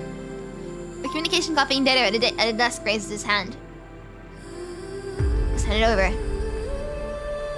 The director is standing at the center of the bridge when he receives a short message on his terminal. The message is plain and simple. Kowloong needs help. I need you to find out what happened right now. I've already requested a long-range signal surveillance from the Gestalt. We're picking up and increasing it in the signal wavelength but punishing it in the Kowloong area. What? 258% and rising. Keep reaching out to the transmission station. Don't stop. 274% and rising. Call the commander and president now for intervention. 307%. Look, it keeps rising. The crimson streak on the large screen of the bridge pierces through the blue planet, spilling blood that does not belong to her. The history of war is a history of numbers. It's a history of data.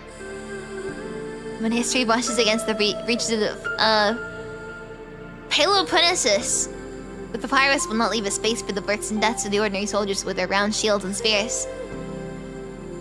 History will crush their flesh, just like how it crushes steel and grinds everything together into a sticky ink for future generations. History never deviates from its course. Which is why the same will happen when history brushes against the coast of Kowloong.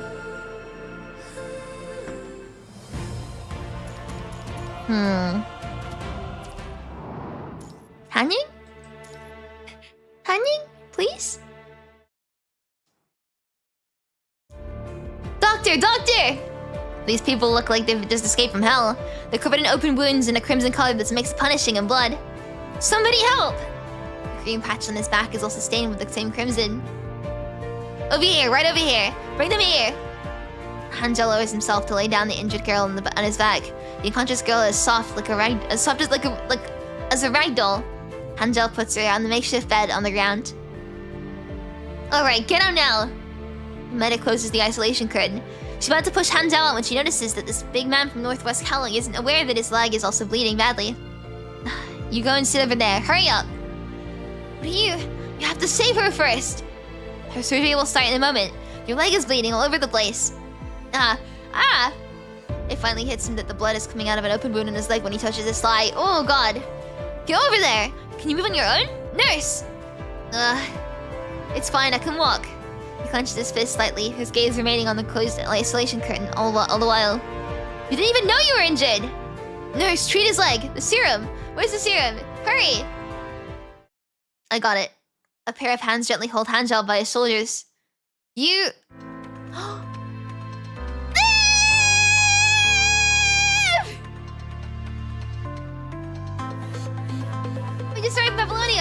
Sorry we're late. Hanjaos can see the figure at the end of the tunnel, and we're clearly now. Ah! Okay. Come. Follow Wanshi to distribute the supplies. The doctor's here. Stay safe and keep in touch. Oh no, Wanshi, my leg hurts. Oh no, my leg. Wanshi, I need a doctor. My leg. Thank you for doing this, Wanshi. Sure. Wanshi nods and walks to live. Kamui and Kamui push the transport cart behind them in silence. Last time you set foot in Kowloong, you cannot see Lucia's face because she's standing in front of you. Go up to her. Hold Lucia's hand. It was 3 years ago. Yeah. Lee rarely shows his worries. His deep sighs remind of an unspoken truth. The only memory the Grey Ravens have of this place is one battle after another. There you are. A highly respected member of the Congress emerges from a makeshift medical tent. This counselor's expensive suit is soiled with blood. Even her hands are covered in dried, dark red blood. To make herself more presentable for her guests, the woman gets out a handkerchief, also stained with blood, from her pocket to wipe her hands. She cannot get the dried blood off her hands. You're listening here as soon as you order from President Hassan. See, I told you to be the Strike Hawks and the Grey Ravens. Alright, ain't got time for chit-chat now. This way. Kowloong points at the iron door at the far end of the tunnel. She gestures for you to go inside while she walks to Liv. So, we're counting on you. We'll do our best. Once she takes the gloves from Liv and puts them on skillfully, he hangs his hands in the air to keep them sterile before nodding and directing the medics. I keep getting videos on my TikTok feed, right? About how to, like, keep your gloves sterile when in surgery. Like, how to keep a sterile field while in surgery. Like, I keep getting videos about that. So... yay, surgery. Fortunately, her injuries aren't severe. She has a mild infection but no organ damage. Let's set her up for anesthesia. 1 pack of synthetic plasma and 2 packs of immune serum. Inject the serum immediately. Wait, her blood pressure isn't looking good. She's lost too much blood. Get a powder sheet to stop the bleeding. Prepare for nano defibrillator. Debridement and stitching. I'll take it from here. Go on and get yourself ready for the next surgery. Kamui should have all the supplies. We sorted them out before we left. Got it. Liv closes the white isolation curtain right away. She changes the glance for the politician while her body with bloody hands before rushing away to help the medics on the other side. The white curtain separates Hanjiao and Duhong from the unconscious girl inside. Who are you? Me? I'm her aunt, so I guess I'm her family. Duhong stares at the white curtain with a wry smile. This wide, endless tunnel is filled with the wounded. If I gotta pronounce these terms, how can it become Wanshi's wife? Good point. Good question. I need to learn them. When I stop stuttering, I'll be better. I have to stop stuttering first. Also, my poor spine. It's fine. I'm fine. Well, let's do this. Okay, there are barely any complaints, groans, or cries. All you might hear if you pass by them are a few unintelligible moans out of pain. This place is not what you would imagine a treatment site for the wounded to be. There's no despair, no sorrow, and no fear.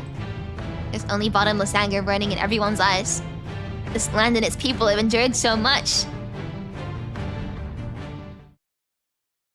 I was going to medical school now? Yeah, for Wanshi and Doc from the Hit Game Rainbow Six Siege. Hello. The person standing by the map table waves his hand. I never thought we'd meet again, like this. Perhaps this is fate. And you are...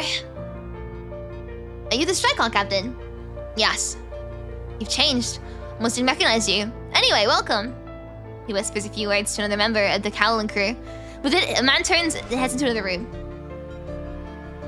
Wasn't an easy trip, I bet. Did you come for your airdrop? When we entered Kowloong's airspace, your team guided our transport plane to the central area in the north. You must have seen what's happening on the ground. Your line of defense has retreated into a 3-kilometer radius. It's because we really don't have much experience fighting these Hedo creatures. Sorry. The door of the Kowloong crew— There's Sanying! And Palau! The door the Kowloong crew member left through earlier opens again. 3 people of varying heights walk in. Palau, Evie, and the Strike Hawk captain. I remember you. This is, Palau's sister, Hanying. The woman standing behind Palau nods gently at you and Crumb. Oh, and this is Mr. Schultz, a friend of Hanyang's. The mechanoid standing beside Hanyang greets you with a nod too. I wouldn't have been here if it weren't for Hanyang. Bilal shows a sad smile. Alright, let's get down to business. When Chow Fun coughs, the rest of the Kowloong crew in the operations room silently put on their headsets and continued directing battles to the front lines. Officers who stayed in Kowloong Metropolis contacted us while communications were partially restored. Hang Ji, Fushi from Kowloong, will also join the strategy meeting. He places the terminal on the table. I'm in. Well, you probably want to bring these people from Babylonia up to speed on what's going on. You saw most of it on your way here. I think you should update us instead. You might know more than we do. Hetero creatures emerging from the sea have reached significant numbers in a short time. You seem to be working together, and it seems like they are being controlled. Hetero creatures working together?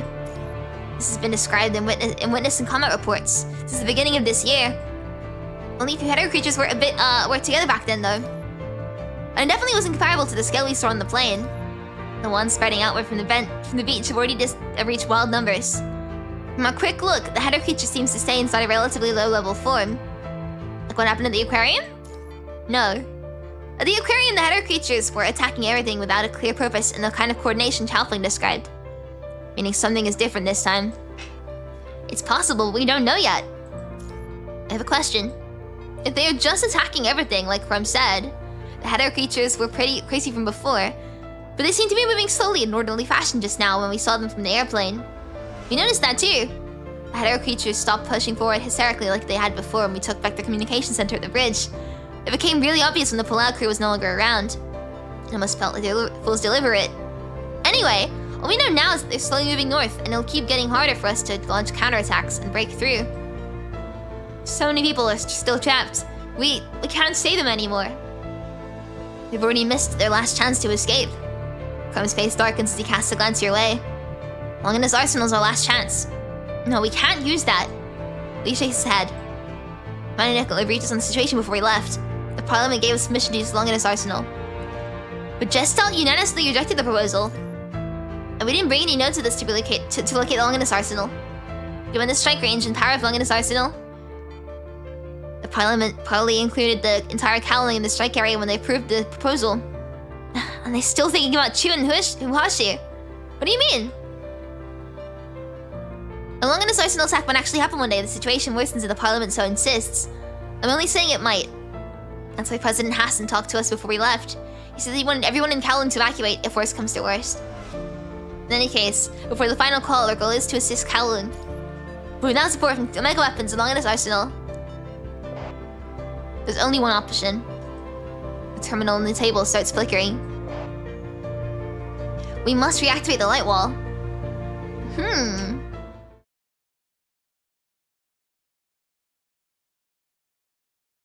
The dim xenon light feels like a warm blanket that covers the bodies of those suffering.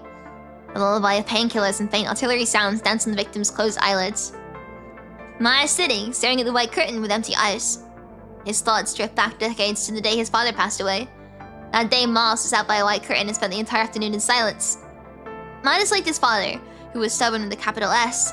His father refused to bow to anyone or say a kind word even on his last breath. He did not even leave a will. When Maya is lost in his thoughts, a figure floats past the blue lights and shadows and sits down next to him. You should get some sleep. I remains as quiet as a piece of log. Good itch. Oh. Have you seen her? Maya nods. A long dry sound finally comes out of his cracked lips. No, don't say anything. One of the masks must live on. Oh, one of the masks must live on. Beyond the white curtain, Ma can almost see his father lying there on the hospital bed without both his legs. Someone must live on. The heavy iron door opens and closes again. A group of people walk out the shelter from the command room underground. The wounded lying on the bed sit up after some struggle and cast silent gazes. We need a group of volunteers who can still move to go on a new mission. Me. One after another, hands start shooting up in the dim light. It will be a very difficult mission. It's very likely that you will never return. Me. None of the volunteers backs down. A few more hands go up. Me. Ma, no! Doing grabs Ma's sleeve, trying to stop it from raising his prosthetic right hand. Try as she may, Ma is standing firmly upright, not budging one bit. Chaofeng knows Ma has raised his hand, but looks away because he doesn't dare meet Ma's gaze. Those who are ready, move to adjacent hall.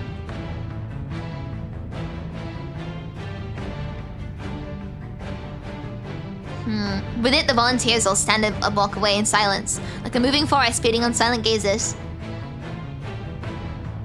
Ma shakes off Duhang's arm, walks behind the white curtain and pauses briefly before joining the silent forest without looking back. Not even Chaofeng, the Grey Ravens, or the Strikehawks say anything behind him as they follow the forest of silence. Everyone in the tunnel keeps their eyes fixed on the forest until it disappears into the deep darkness around the corner. Duhang struggles to stand up from her seat. People's gazes do not nourish her. They only scorch and question her. She staggers behind the white curtain, where the girl is lying peacefully on the bed. She's covered in bandages and serum needles.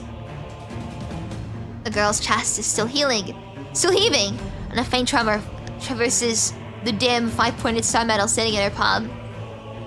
The medal still carries fresh crimson blood, aglow brilliantly in the light. I'm so sorry. The politician's cracked hands clasp her little. Clasp her little soft hand, wrapping the medal between their palms. I'm so sorry, Father. The voice is so faint that no one can hear her.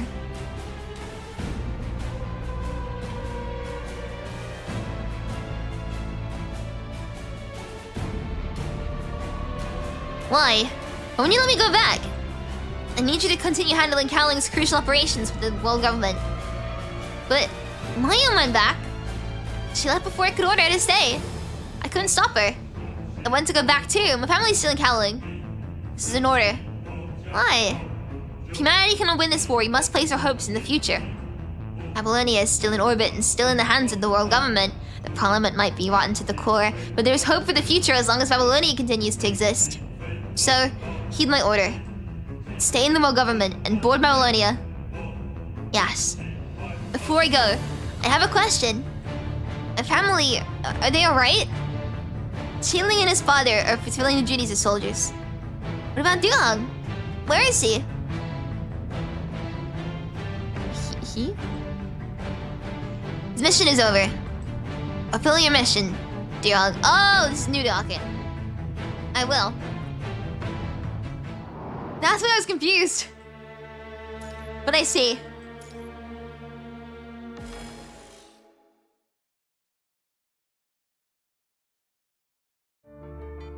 A big screen shows the full map of Kowloong. Chaofeng places the terminal on a stand and addresses the hundreds below. I'll keep it brief. Our mission is to activate the light wall in Kowloong. First Chief from Kowloong gave us the suggestion since we cannot keep sending soldiers and teams to fight the hetero creatures. The light wall is an energy shield that is indefinitely similar to ecological unification levels. It is induced and generated by the computing power of Tabular Akasha and Huashir. It uses computing power to differentiate targets and is capable of destroying anything trying to pass the wall with intense heat and cohesion. The battle in Kowloong was exemplary of its power. This... A device appears on the big screen. This is an electromagnetic computing power node used to propagate signals. Some of these nodes were destroyed and some lost in the energy they needed to function in the Battle of Kowloong. When the time and place are right, we need to reactivate these computing power nodes to reconstruct the light wall. But there's a problem. I got hiccups is the problem. Oh god, my hiccups. Am I good? But there's a problem. We can't set them up only on the outer perimeter of Kowloong. The light wall will only be effective against what's outside. We cannot kill the hetero creatures already on the inside. So we need to activate these nodes in stages. We'll start at the center and gradually expand the light wall outward to clear out the hetero creatures. Chaofeng gives Vishi's crew on the other side a nod for them to start disputing the tools. Chaofeng picks up the palm-sized terminal for demonstration. You're now disputing the calibration terminals. Once you take the nodes to a target area, Huashir will instruct you to calibrate the position parameters using the terminal. Once you have the correct position, insert the node. Once the node is inserted and confirmed, the indicator light will turn green. Next, break the glass cover and pull the trigger button. Chaofeng opens the back cover of the computing power node. He demonstrates how to insert the terminal before smashing the glass cover on the device panel with his fist. He then pulls the trigger. Calibration must be done before you put the node on standby. Once that's done, the node will send a confirmation signal to us through the Hexbridge Port Communication Center. That's when we'll know the node is set up and on standby. Once at least 80% of the nodes are set up, Pulaski will overload the Hexbridge Port Communication Center and send a code to all nodes to activate the light wall. Out of the 97 light wall nodes in the city, we must successfully set up at least 80% of them. Right now, we have 347 volunteers. We will act in teams of 3 and will deploy these nodes at 40% capacity. We must finish the mission. That's basically it. Chalfing checks that everyone has a communications terminal before turning off the terminal in his hand, cutting off contact with Fushi and Kowloong. What I'm about to say next is for all of us here only. Strikehawk and Grey Ravens coming down from Babylonia will focus on drawing enemy fire and clearing a path for the target locations. The Palau crew will also join this operation and will handle additional 30% enemy attack. Palau stays firmly off stage. Yes, and in addition to that, I've been informed of the costs and risks that will come activating the light wall.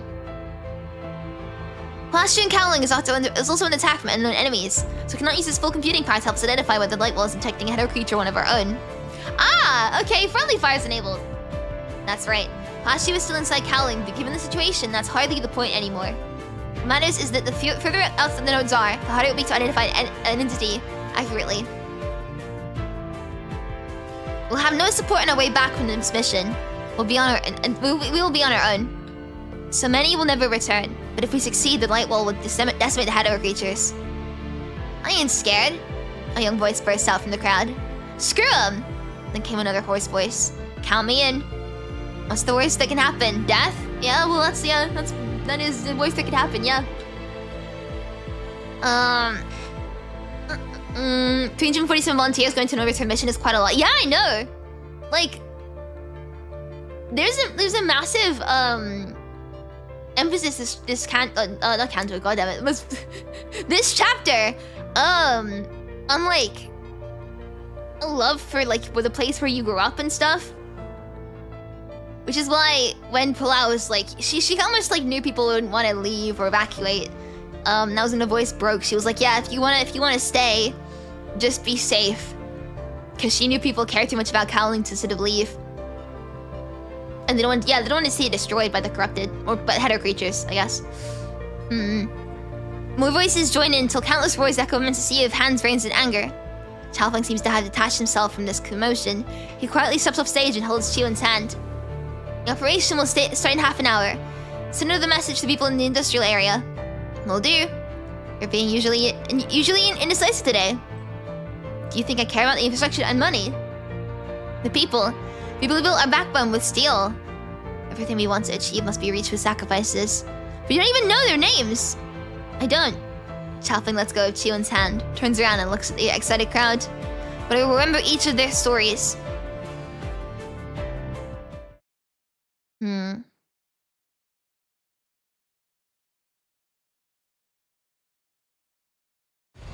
It's been 40 minutes since the last transport vehicle left the South Harbor industrial area. It carried the last batch of industrial equipment to be sent to the Niter in the North Port. When it's left the underground transport tunnel of the industrial center, 14 workers watched it leave the platform. It would have been hard to tell if they were marble statues or living people had it not been for the safety helmets in their heads and the gleam in their eyes under the headlights. Now they're all standing in the stuffy control room. Someone is sitting on the cement floor with legs spread out, fanning the stuffy air with the helmet. Sweat is beading on his forehead and nose. Another person buries his head in his arms in silence. He's bare-chested, his bronze back showing. Another is holding the phone by the control console to say a busy signal to pass time. Another is leaning against the console. He's constantly rubbing his temples, making them red and bringing out the original color. And there's this other one, staring dead at the clock on the wall, eyes bloodshot, a pile of cigarette butts sit at his feet. This control room is located at the heart of the industrial area, so the workers control the key parts in the industrial area. This room was shut down 2 hours ago, along with the fusion reactor that powers the entire port. The last transport vehicle that left the industrial area was unable to take the old and massive fusion reactor with it. So it took 77 kilograms of ultra-low temperature deuterium tritium fuel balls instead. It left 0.075 kilograms behind in the end. These people receive orders to defend this place at all costs and never to let the punishing virus take over the industrial area. Once Palau crew's ground defense retreats to the North Port in less than 5 minutes. As calculated by the Kowloong headquarters, the entire South Port will be engulfed by the punishing red tide. And these people will have lost their long chance to leave. In other words, they will and can only provide power to the North Port for 5 more minutes. In 5 minutes, the marble-sized glass balls already loaded into the ignition chamber, and the old machine above their heads that has been with them for 2 years would be the only weapons against the world.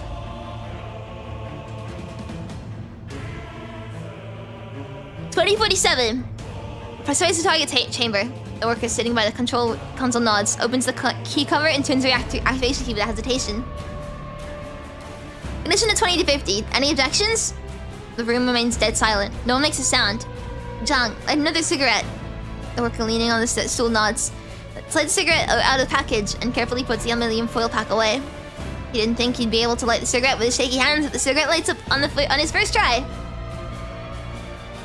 He holds a cigarette, just as Shishanchi, and takes a light puff before handing it to the next person. The cigarette shouldn't be enough for 14 people, but in those 3 minutes, each puff of nicotine-laden smoke seems to last an eternity. By the time cigarettes finally gets to Shishanchi, the butt is all that's left. He takes a deep breath, and the dark red glow of the cigarette is gone. And how is it? The worker sitting at the control console is silent. He only points to one of the many indicator lights. The headquarters told them that in this case, the situation got better. The Kowloong crew would send a signal to the main control room to indicate that they should halt the reactor overload operation. With a green light that is, their only hope remains dark. Shanchi doesn't say anything anymore. He took a cigarette butt and gestures for the worker at the console to leave before taking over the seat. "This isn't your responsibility." He grins, wipes his dusty hands, presses the red button. The funnel-shaped reactor nearby belches out a piercing scream. A blue-white beam shoots into the night sky and an invisible heat wave sweeps over them all. This fusion reactor was bought from Magdalek. Its use is the most primitive configuration from the Golden Age. It's as sturdy and reliable as an old ox. But if all target chambers are forcibly inserted during full power plasma circulation, the power of the plasma, which should bombard the fuel ball sequentially, will increase drastically. The silicon-lithium compound assisting the reaction of the chamber will further amplify the growth rate, strengthening the fusion.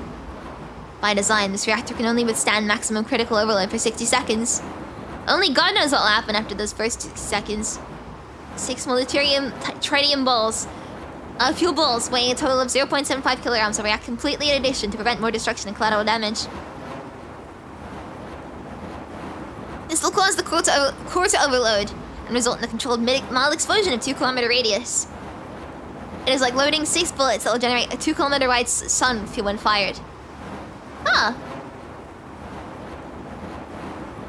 The wind of hatred roars above their heads. Someone begins to hum a song amidst the reactors of intermittent screams and control room's blaring alarms. His singing can be heard clearly. At first, he sings alone. The workers soon join in. Through the control room's glass windows, they see the corrupted and the other hideous creatures drawn in by the intense reaction. There's no need to ask what's ahead. The singing grows louder, until it is no longer just singing, but a roar that drowns out all the alarms and screams. The voice seems to be shaking the entire factory. More corrupted continue to climb at the reactor, wrecking the magnesium-aluminium combustion agents on its outer layer.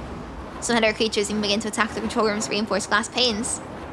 Stand tall and march forward! You must protect the factory at all costs, and I give you permission to destroy the facilities by overloading the reactor and blowing up the industrial zone if necessary. Never had it to over the corrupted and the header creatures intact.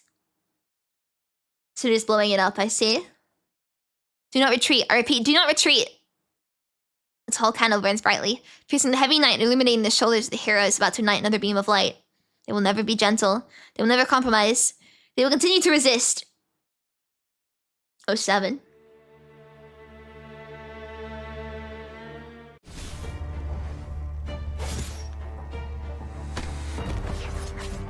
Here we go.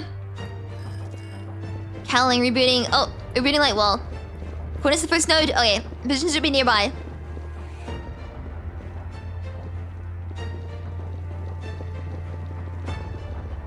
Let's move the device.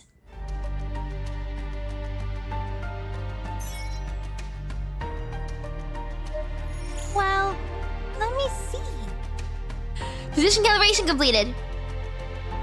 To rack up redundancy nodes to configure. The first node is on standby now. There's no time, we can't afford a loss. Understood. Got it, heading to the next area. I miss the quick time event. Oops. It was a near miss. That was close. Lucia, you alright? Just a sneak attack. Don't worry, Commandant. I think you're fine. You're in charge now. Watch your back. Watch your back, Commandant. The communication is interrupted. Over there, the Henlo creatures. The punishing signals must have interfered with the long wave transmission. We must stop them from destroying the light. Oh. We must configure the next coordinates as soon as possible. There's no time. I'll bring up the rear. Go, Pulau. You know the place better. Follow me. Take care, Lucia. Make sure you withdraw in time once you finish the configuration, Lucia. I'm gonna go with Crumb and Pulau.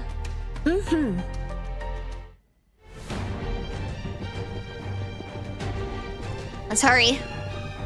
It's like he's taking his little sister on like a little adventure or something. Okay.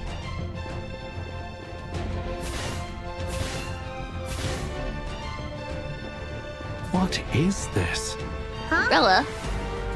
The name umbrella seems to belong to Yaza. Cool. Well, where can we go? I see the thing, but we can't really go this way, can we? Oh, we can break it. Cool. Mama Chrome, yeah!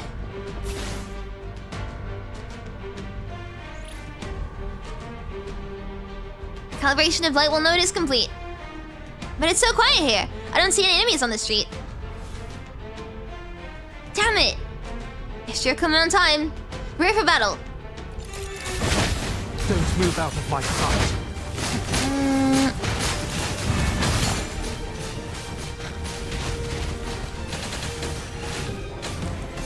Come on, Crumb. This will pave the path to victory.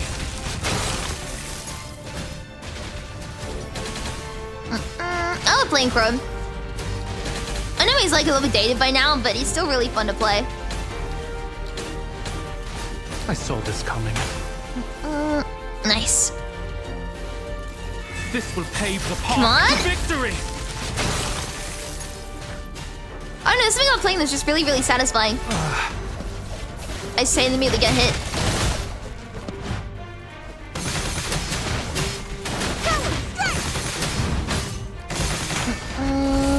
Don't move out of my sight. Nice. This will pave the path Nice. to victory.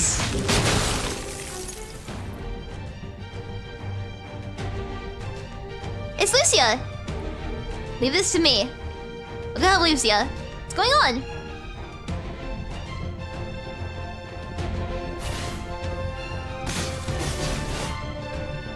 Let's head down.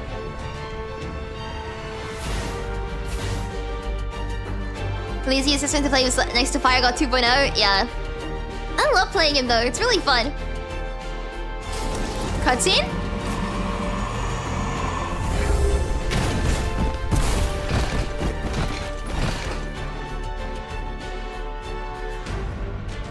There's the light wall.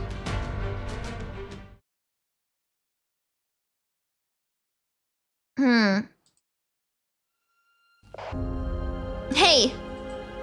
Huh? This is taking forever. What time is it? 3 minutes to 10. Today sure felt like a lifetime. 37 counts as a lifetime? I would have thought you were 73 from the way you talk. Am I living on borrowed time or what?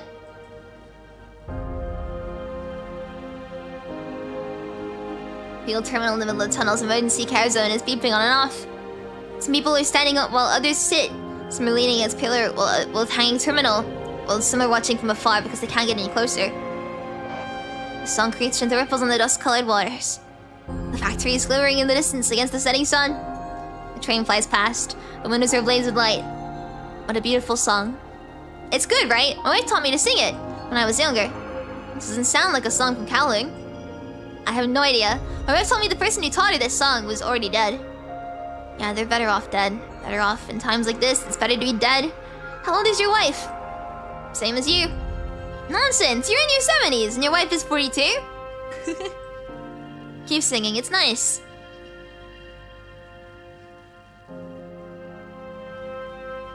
A growing crowd silently gathers around the terminal. Among them are soldiers in uniform, politicians in suits, weary doctors and nurses and disheveled civilians. And the Ravens and Strikehawks that only got back a moment ago. Hey, tell me, if we can't make it back, is it going to hurt? What? When the light wall hits, is it going to hurt? No. How do you know? I asked Fushi. It's gonna be super hot. We won't feel anything at all. Hearing this, a tall rookie Pulao crew member limps away, refusing to listen anymore. That's good. That's good. Are you scared of pain? A little. I'd rather be quick and painless. Aren't you soldiers scared? I'm a bit scared. My colleagues always say I don't look like a soldier. You do have that nerdy look.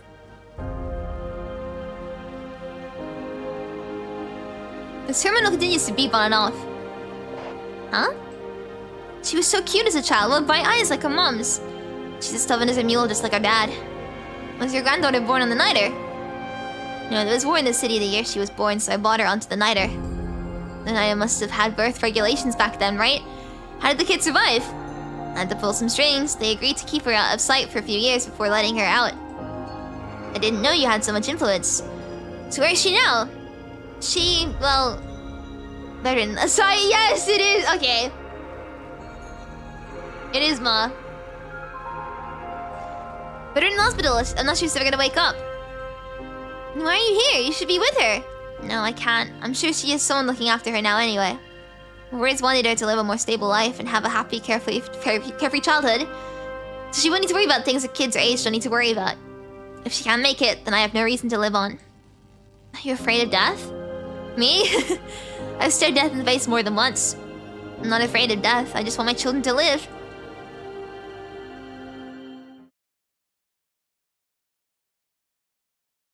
No matter when, no matter where. Morning, gamers. Good morning, Lynchy. How are you doing? Came at a really depressing time. Attention all units. Record correction data. Target 77. Concentrated fire. Charge 1. Backseat 375. Base fire 115. Deflection 005.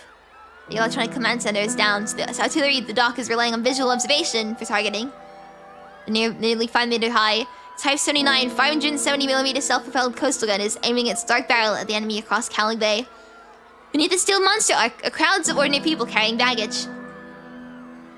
Wansha! Wansha! A man covered in blood shouts in the crowd while holding up a baby. The person being called is standing on a high platform. He immediately locates the source of the voice. He signals the man from the basic crew next to him to continue directing the battle. Climbs down the ladder, then listens to the crowd. What's going on? The child! Quick! Get her up! Onto the ship! He's holding the blood-stained swaddling cloth in his hands and lifting it up to Lunsha. Why are you alone? Where's Chiling? Where's your son? Where is he? And your wife, the people from Factory 1122. They make it out? Answer me! Ma seems to be choking on something. The only she said in silence. Those bastards, we need to get you treated, Ma. Doctor! Doctor! Live! Ma passes out, apparently drained of the last bit of his strength, saying those words. He's covered in blood and mud and trampled by people in a panic. But his hands are still protecting the child from harm and holding her up at Wansha. Somebody! Help! The baby lies quietly in the blood-stained swaddles. Unaware of what has happened, she stares at the man in uniform in front of her without making a sound. She survived that day. She became one of the survivors of that day.